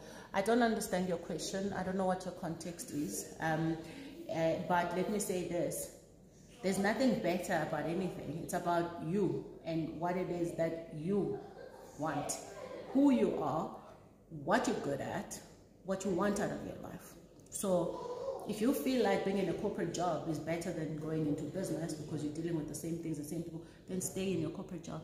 Other people, they want to be entrepreneurs because that's who they are, because that's their calling, because that they want to own their time, they want to direct their destiny. Not that you can't do that in corporate, but remember, in a job, you're corporate or other. You're getting paid by somebody. So, you know, when you say your destiny is in your hands, we don't mean the same thing when you're an entrepreneur and when you are in corporate. So I'm just saying it's not isn't it better though to just stay in corporate? No, it's about you. It's about what you want. And you can't look at what other people do. You have to look at what your circumstances are, what you want out of your life. But I've also had many people who tell people who try to get into business that, oh, you bringing your stress to yourself. Guys, people in corporate think that they're safe. That's the least safe to be at. Least safe place to be at. Least safe. You are so not safe. I'm just saying, you are so not safe. Don't think you are safe, because you have seen it happen multiple times. But I'm saying, stay in your job. If you're a corporate person, do your job to the best of your ability. Strive for excellence, be competent, be skilled, upskill yourself where you need to, and enjoy what you do. But don't think that your mother or uncle or brother, they can get rid of you tomorrow. So people like to think, oh, but business is so hard, you're not going to succeed. Yeah, corporate is so hard, you can be fired tomorrow for no reason. You can say the wrong thing to someone, you're out. You can be retrenched, because that is what's happening. That's the reality of the economy. So I don't know who's standing a better chance of owning their destiny. But either has got its own things, it's got its own challenges. So it's completely up to you. Completely up to you.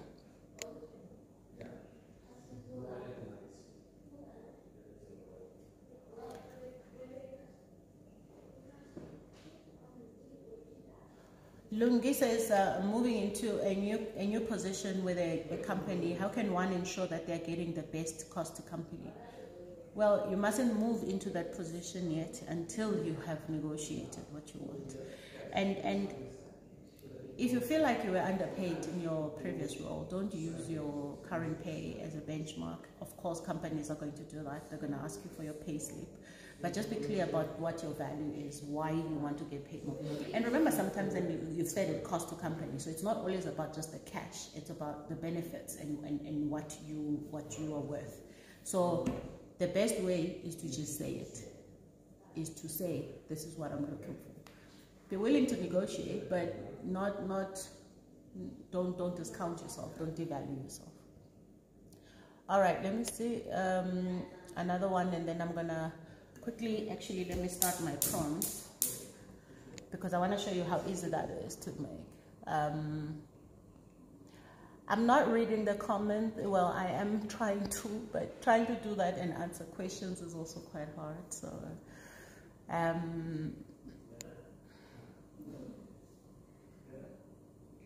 thank you very much, guys.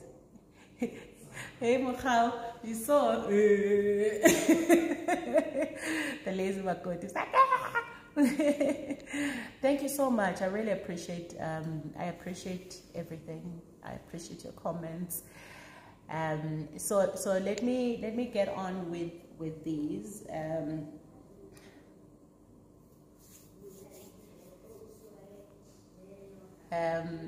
Sesh says, you're inspiring me to work hard now and be able to leave job by time for kids. Now I think it's also important to understand that you don't have to work like a slave. Do your job. Productivity is what matters. Do your job and go home. Go home. Go home. Even if it's to your cats, your dogs, yourself, your walks, your garden, your meditation, your yoga, whatever. Just have a life outside of just work. Because the problem here is that when things don't go well, and then you feel done in, and then you have nothing else to go to. You know? All right. So, big pan for my prawns. How I make prawns is actually very simple. So, equal amounts of olive oil, butter and olive oil, equal amounts. Okay. So, And with this, you don't have to skimp on the olive oil. I mean, it looks like I've poured much, but it's actually not that much for the amount of olive oil or the amount of prawns I'm going to make. And then some butter. So I keep these. I keep candles all around, because when you're making seafood or anything meaty, our cousins, the flies, come running. So I've got this. This is garlic butter. So I just mix that in.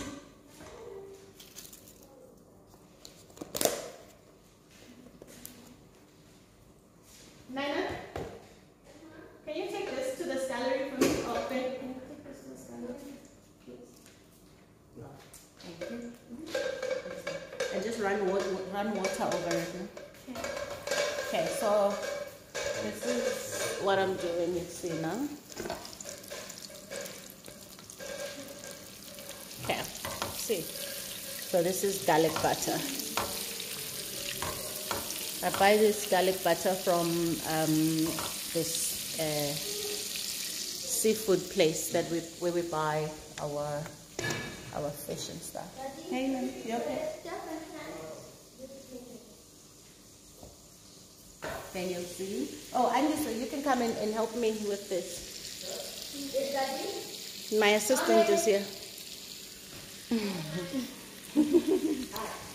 Yeah, stop. Okay. Okay. All right, then I just literally add the prawns. Thank you, sweetie. I'm going to say, you get me the lemon juice. Oh, it's right behind me. Yeah. You can take this bowl to the scullery. Thank you, Mama.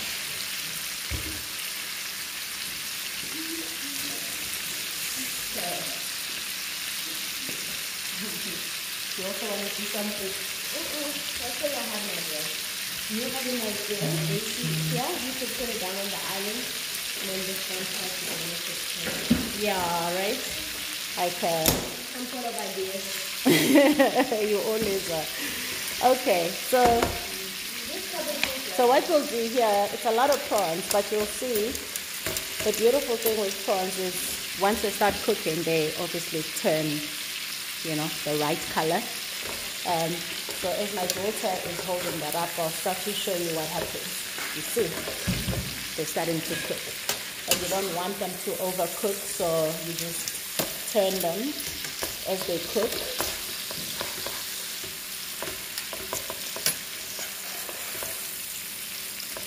Believe me, it's a lot of prawns, but this jungle in this house, nothing will be left.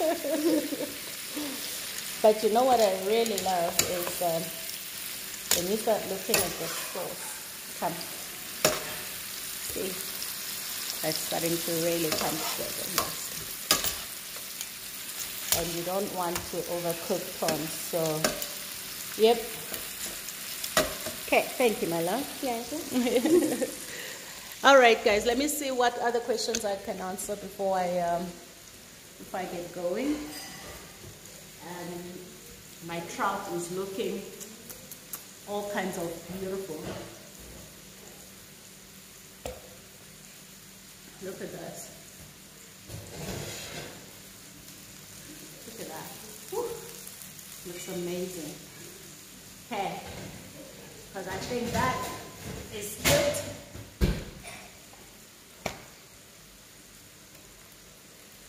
Okay.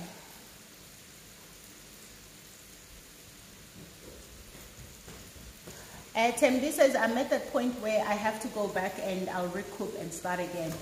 Go for it. Do it. I've done it before, and many people have done it.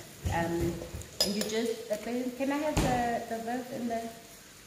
And then, you know, you just recenter yourself and not be irresponsible, you know, because you still want to put food on the table for your family. And going back to corporate when you've suffered a business setback is more than welcome. Thanks, Ben. It's more than welcome. And if you are an entrepreneur, you'll go back and build up again. So don't worry about that. Okay. So let me find another question, guys, and then I'm gonna show you how to season. How I season my prawns. And remember, prawns are very salty, so you don't want to over season, and you don't want them undercooked. You don't overcook them either, because overcooking prawns is a cardinal sin. So I kind of just have to pay attention. Even people who love sushi, undercooked is still not right. Undercooked prawns. Okay. All right, let me see.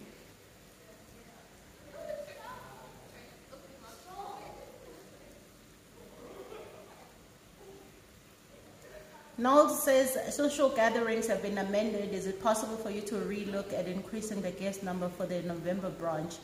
So last year we had 180 people, and this year, because I was anticipating that, you know, things will be a bit more relaxed, I have 250 people, and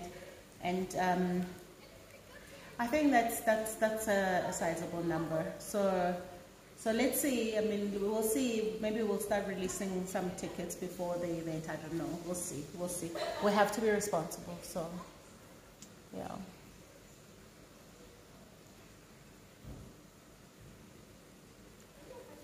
Gosava says, I read somewhere that we tend to struggle with authenticity. How do you harness that and have it be your strength in the workplace, your authentic self? Well, I just think that if you keep trying to be something that you're not, you're going to get caught out in the end. And a lot of people really actually enjoy, people like normal people, okay? Let me put it that way. People just like normal people. And if you're trying to be something that you're not, first of all, what you're doing is that people don't relate to things that are fake, because it makes them.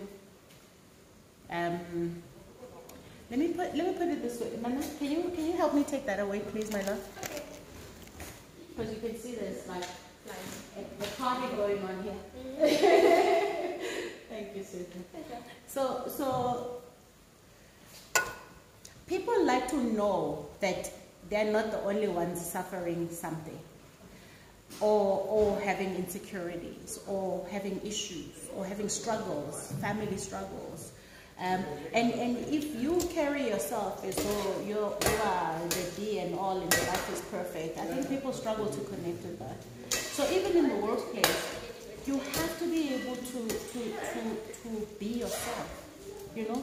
And I know workplaces are about putting on masks every day so that you can be, but the truth is that you don't have to do that. Be yourself, because you can only bring yourself to everything. And what is the best is that people get the best of you. So it's a gift to be authentic, because you get to bring the best of you, you know.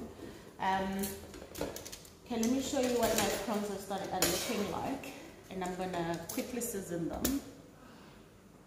In fact, let me just do my seasoning, and then I'll show you. So I think being authentic is not even about. I mean, when did this thing? You're not. People can see through you, hey? People can see through fake. People are not stupid. Your employees are not stupid. Your followers are not stupid. They can see fake from a mile away. Well, okay, I don't know. You people follow so much fake stuff. I don't know anymore. But the point is that you have got to strive to be yourself. You know, if you're yourself, you don't ever have to remember what lie you told yesterday. You don't have to remember what mask you put on yesterday, except COVID mask. You don't ever have to, like, retrace, you know? You don't have to retrace. And that's a good thing. So what I do with my prawns is I'll show you. I'll throw in some dried parsley, and then some lemon juice.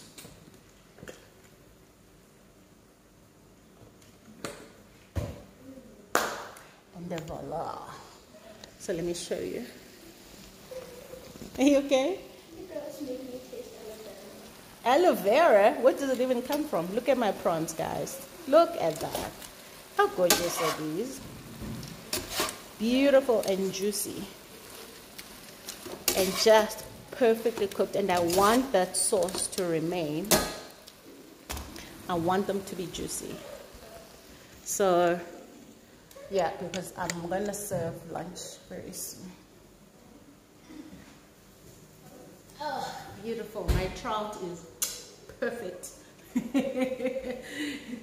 So I'm going to make, okay, my risotto is still perfectly cooked. Warm. This is how I love it.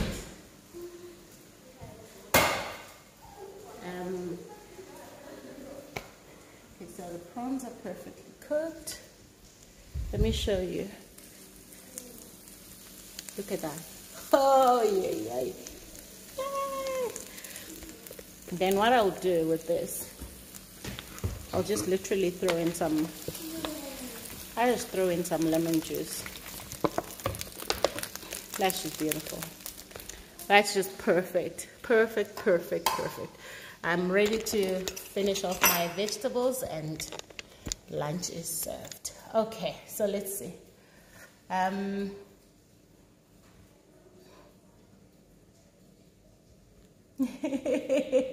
Smashy. Man, Smashy, I'm so proud of you. Hey, I am so proud of you. Your recovery has been incredible, and I've told you that before. So, thank you. Thank you, guys. It's just a Monday, you're a vibe, yo. What did I say? You usually tell me that when I've said something completely off center. All right, let's see. Thank you so much, guys. So thank you. Okay, I'm gonna take another. It's weather, ne? Weather the storm. I agree, Nomusa. There's a W in both, so it doesn't matter. I'm with you right there. It's my great pleasure, guys. I'm quite happy to share my time with you. All right, I'm gonna take.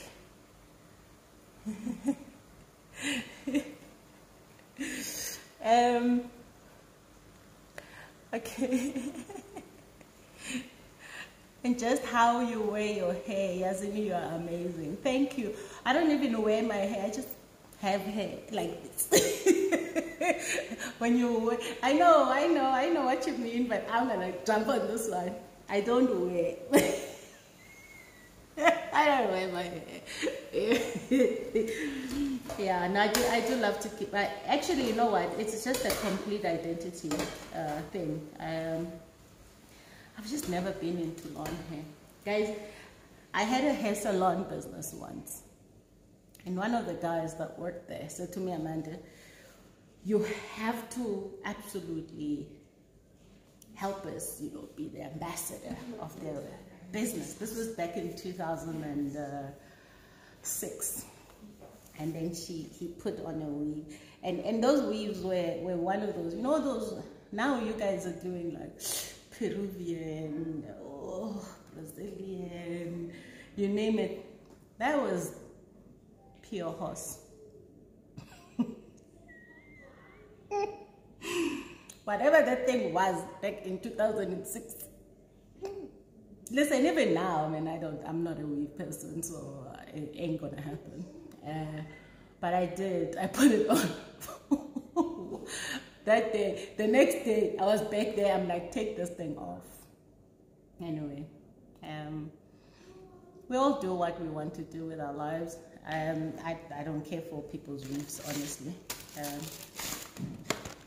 But in the office, they've noticed I comment when the natural hair is done. I'm like, oh, you look amazing. When they're like, yeah, no, Amanda doesn't comment on weaves. Because I might say something that's not right. So I'm going to add my edamames to my prawn. I'll tell you why I do that.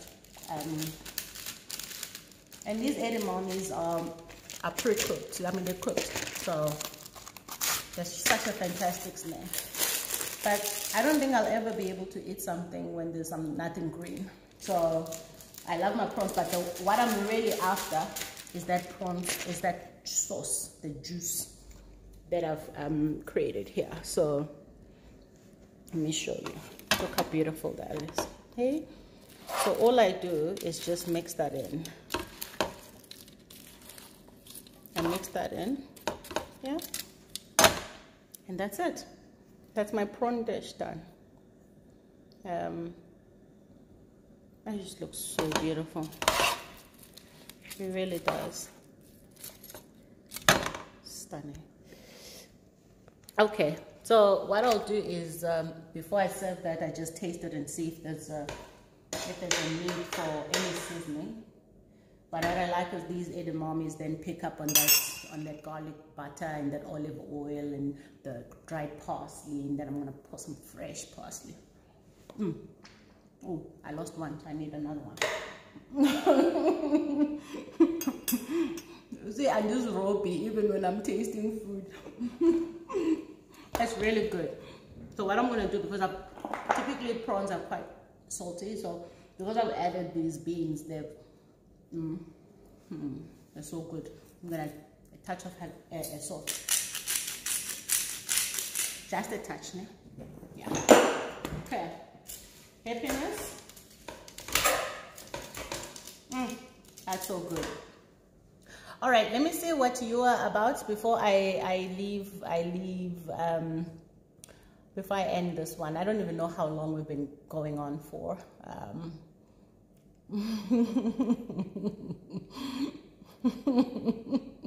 Do I like washing dishes? No, I don't. I actually don't wash dishes. Some days I do, and then my kids are like, well done. No, I'm very clear that in my life there are things that I'm just not gonna do because I don't have to do. The beauty of my home is that we've got a working system.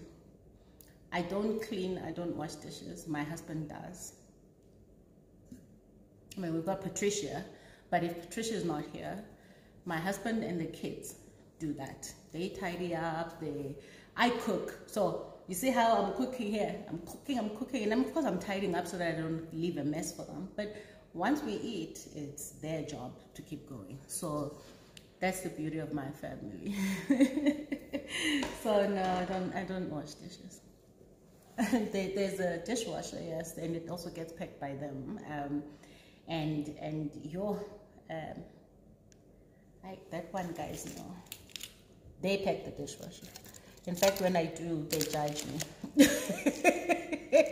The only judgment allowed in this house is when I'm packing dishwasher.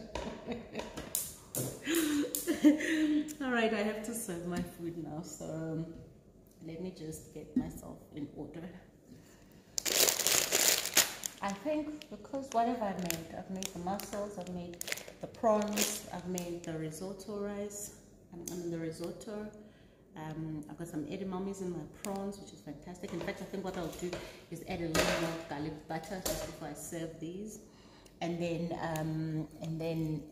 yeah, I'm gonna keep the spaghetti marrow for tomorrow or later, because they're gonna eat now, and then by 5 o'clock they're gonna eat again. So I have to zhuzh up my meal. So maybe the spaghetti I'll make them. It takes literally 2 minutes in a pot, not too much water.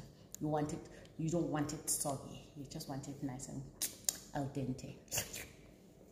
And then I absolutely will have these asparagus made now. So yeah, that's my lunch done. I will take a picture and a picture of the food. I don't like to take a picture of the plating of the food, because in my house I don't dish up for people. They dish up for themselves, because then they can work out how much they want. You know, I'll take a picture.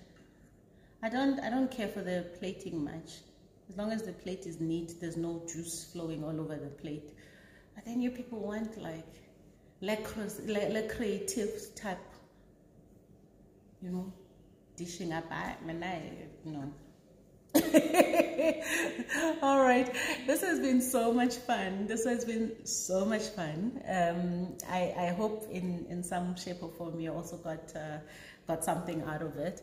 I'm not ending yet. You know what I want to do? I want to take a screenshot so that I can post later and tell you where to go. Hey, it's not working. I'm gonna try again, okay? Let's see. Never mind. Can somebody take a screenshot for me, please? Noxie, take a screenshot and send to me. All right, so let's see. Yeah, so Sianda was looking forward to the prawns. I hope you saw that. And I can actually taste. Let me taste, because wow, guys.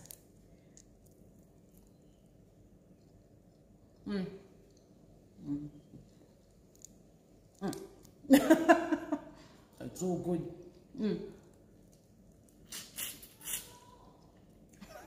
Let me tell you a little story about doing that to prawns. I had one moment.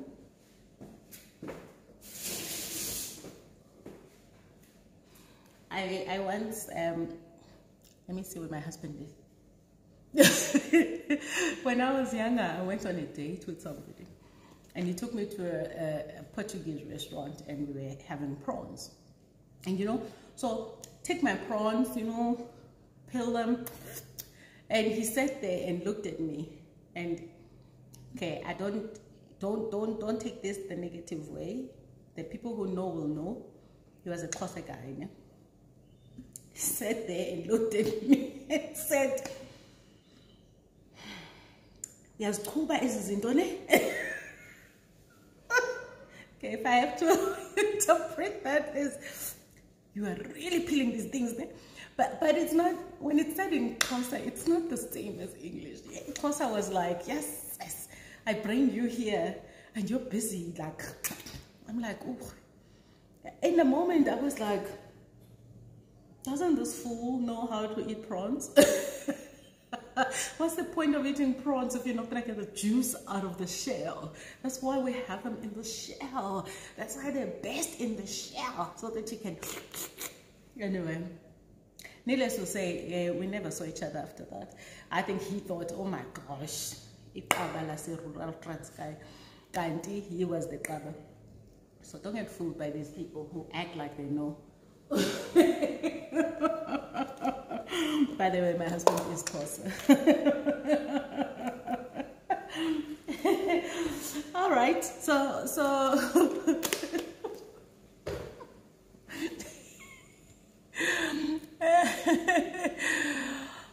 oh, okay.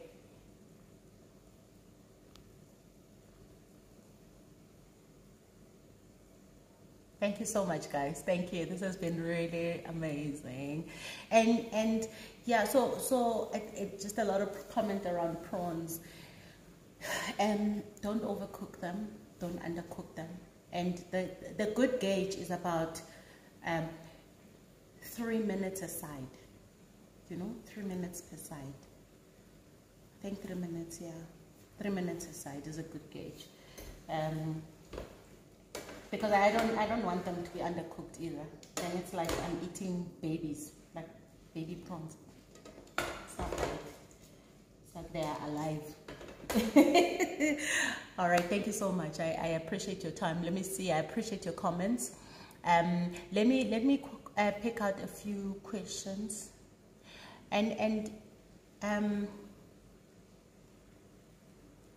I think. If I haven't got to your question, please don't feel offended or that I ignored you. It's not enough time to get through everything. So, and if you do have a question, please, a question I haven't answered and you really would like me to answer, send it to vastlysage@amandadambuza.com. Vastlysage@amandadambuza.com. Then I can spend a lot of time answering it.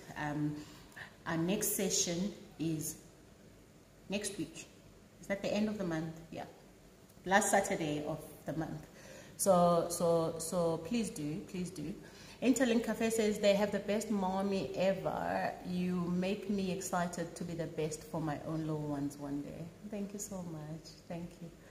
I think they're saying, yeah, they say, yeah, no, I'm the best. Yo, my kids charm me, guys. Yo.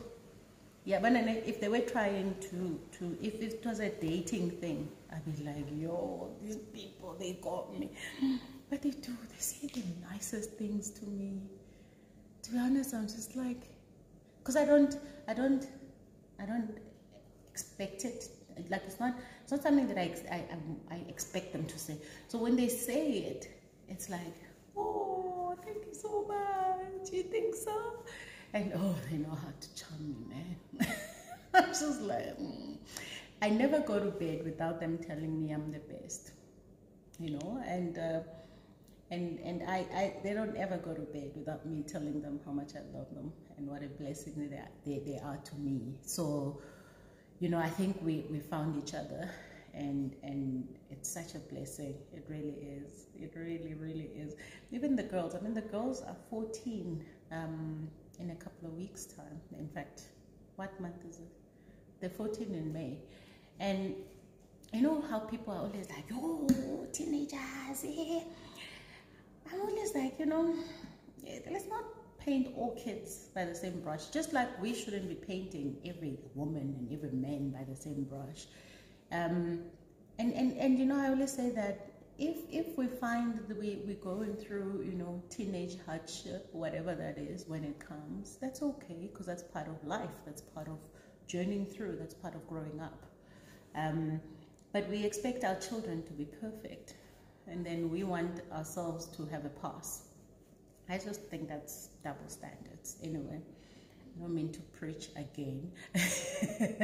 But yes, they are lucky to have me, but I'm even more fortunate to be their mother.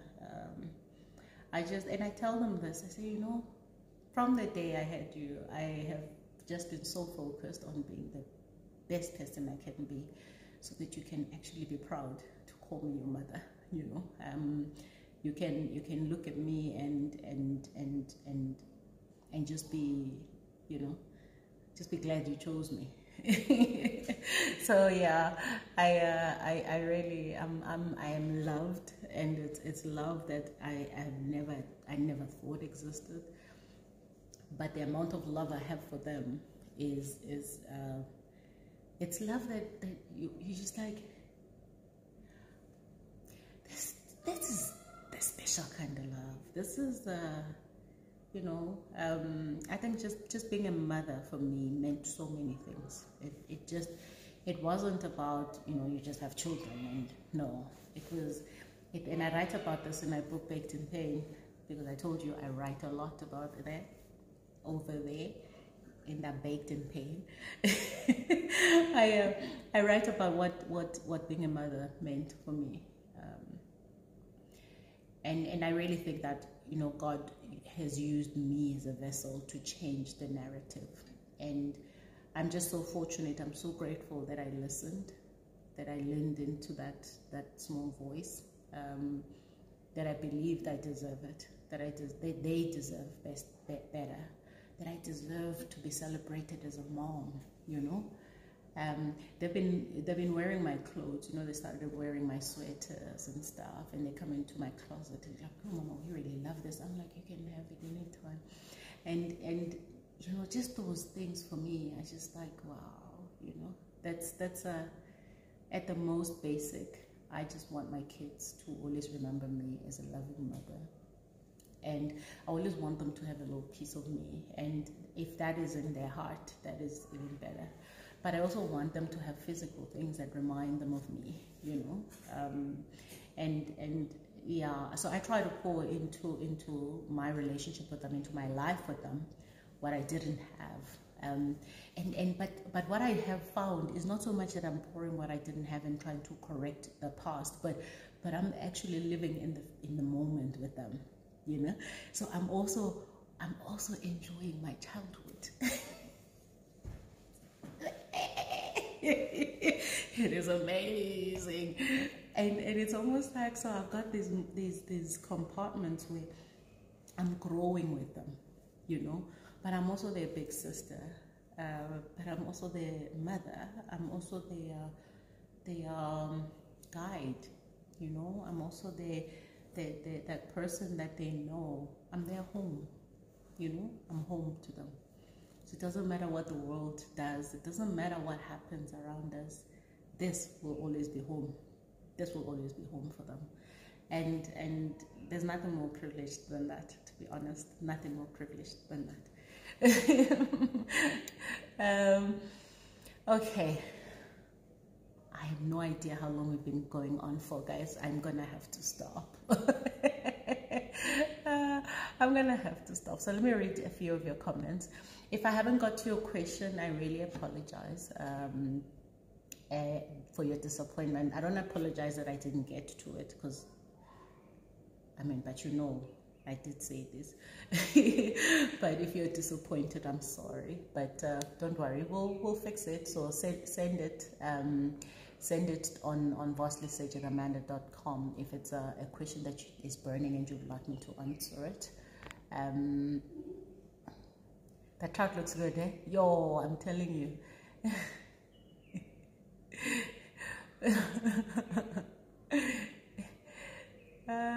All right, okay, so let's see what's happening here. Yes, prawns are very simple to me. A photo of me with a weave. In fact, a friend of mine sent it to me. Who's that? He said his friends that done.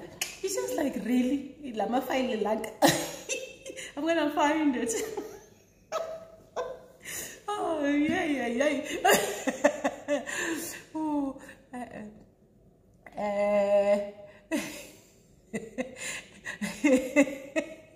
pure horse, yes. All right, guys, I really appreciate your comments. This question is from JD. Do you do a hectic face beat? No.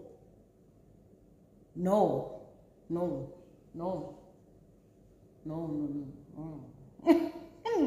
Where you don't look like you're yourself. Like the people I have met at events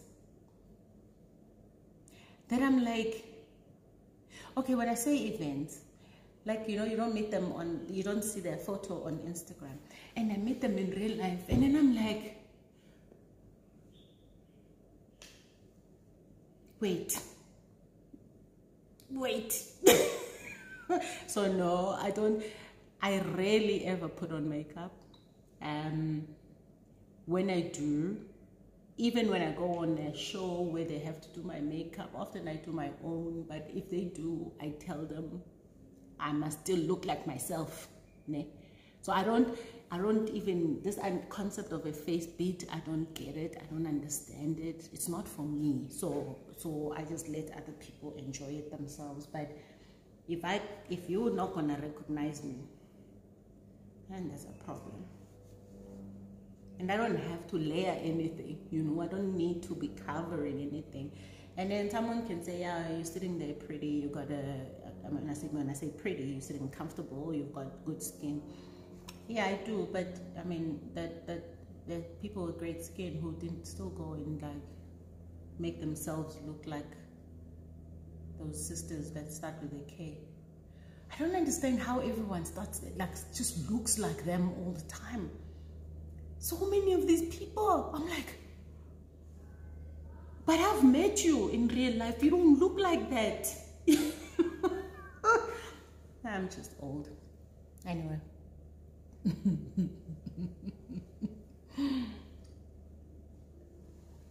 Okay, guys, let's see. I'm gonna close now. Thank you so much.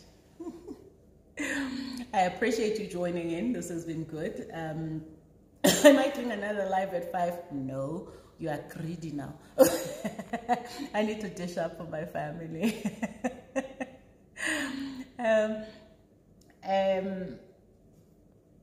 All right. Sorry, guys. I'm just reading through your comments. There's questions. I can't answer them, but you can send me an email, voslysage@amandadambuza.com. Then I will happily, with great pleasure, answer those. Now I have to dish up. So So thank you so much for joining in. There is a lot of questions I'm unable to get to, but please just send them through. And thank you so much for joining me. And yes, let's live our best lives, guys. Why not? Hey, we deserve it as well. Why must we not? It's not other people that must be happy. It's not others that must have the best life. Us, Tina, we deserve it, Shem. And having a best life doesn't mean everything is perfect. It doesn't mean that you don't have issues. It doesn't mean that you don't have struggles. Hey, many people know. I've told you I have issues. I have serious issues. But I deal with them every day. And they don't steal my joy because I have cultivated that joy. I have told myself that I deserve a good life, even though I have my struggles. So a joyful person and a happy person isn't about a perfect life. It's about the fact that, you know what, every day I'm going to wake up and I'm going to try and do my best and enjoy every moment, because I don't know when that moment will be taken away. So it's not about waiting to have the perfect life. It's not about waiting to have more money. It's not about waiting to have this. It's not about waiting to have the right person in your life. It's about enjoying your company, enjoying yourself in the moment that you are in, and understand that that moment is a gift. It is such a gift. And if you don't take it as a gift, you are going to have a serious problem, because you're going to take it for granted, and the many things you should be enjoying will pass you by, and you'll feel a bit resentful because other people are having a really great time. So people who are having an amazing time aren't people who are having it all, or who have it all figured out. They just do the most and the best with what they've got, and they try and do the best that they can to focus their energies on the things that matter. So I wish you that. And in South Africa, it's a long weekend. So we've got Monday to rest again tomorrow. So you're saying I mustn't go, and I have to go. Oh my gosh. So you know, it's let's not limit ourselves, you know. Let's just live. Let's stop finding and picking and poking what's wrong with other people's lives. Even in these social media streets, the amount of liberty we have to just keep poking at things and picking things, and I was like, guys, you're taking the juice out of living. You know, just enjoy the moment. If you follow people and they say something that makes sense to you, and you like it, and they make sense, they give you that sense of, I really look forward to engaging with them, do it. But, you know, don't spend your life picking on what it is that's not, you know. I just think we're so wired to constantly pick out the negative. Don't. Just don't. Because you are annoying. I can tell you, if your friends don't tell you, I'll tell you, you are annoying. You are a vibe killer. Nobody wants to be around you. Even I don't want to talk to you on Instagram. And on Instagram, we don't even talk. We chat. I don't want to.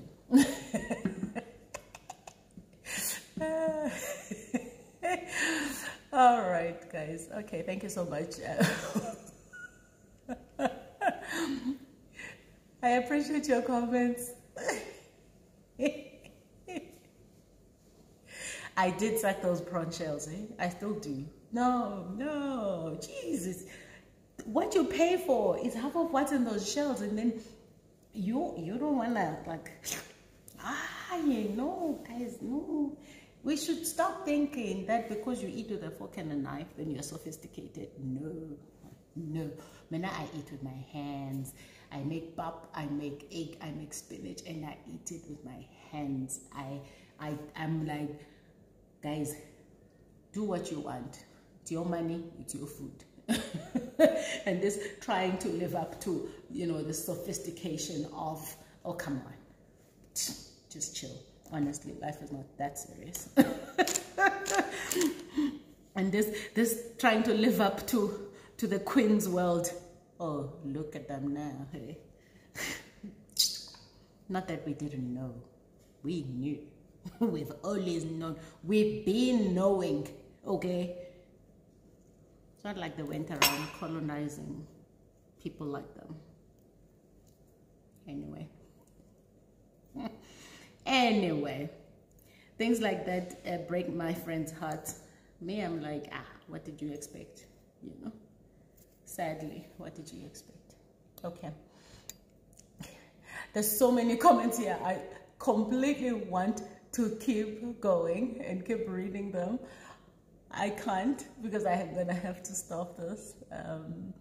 But thank you very much. I appreciate you. Thank you. And have a good one. Take care of yourselves. Look after your spirit and look after your loved ones. More than anything else, make sure that you love yourself and that whatever love you expect from others, you already have it in you. And what they give you is just a mirror of how you feel about yourself. So happy Sunday. Thank you so much.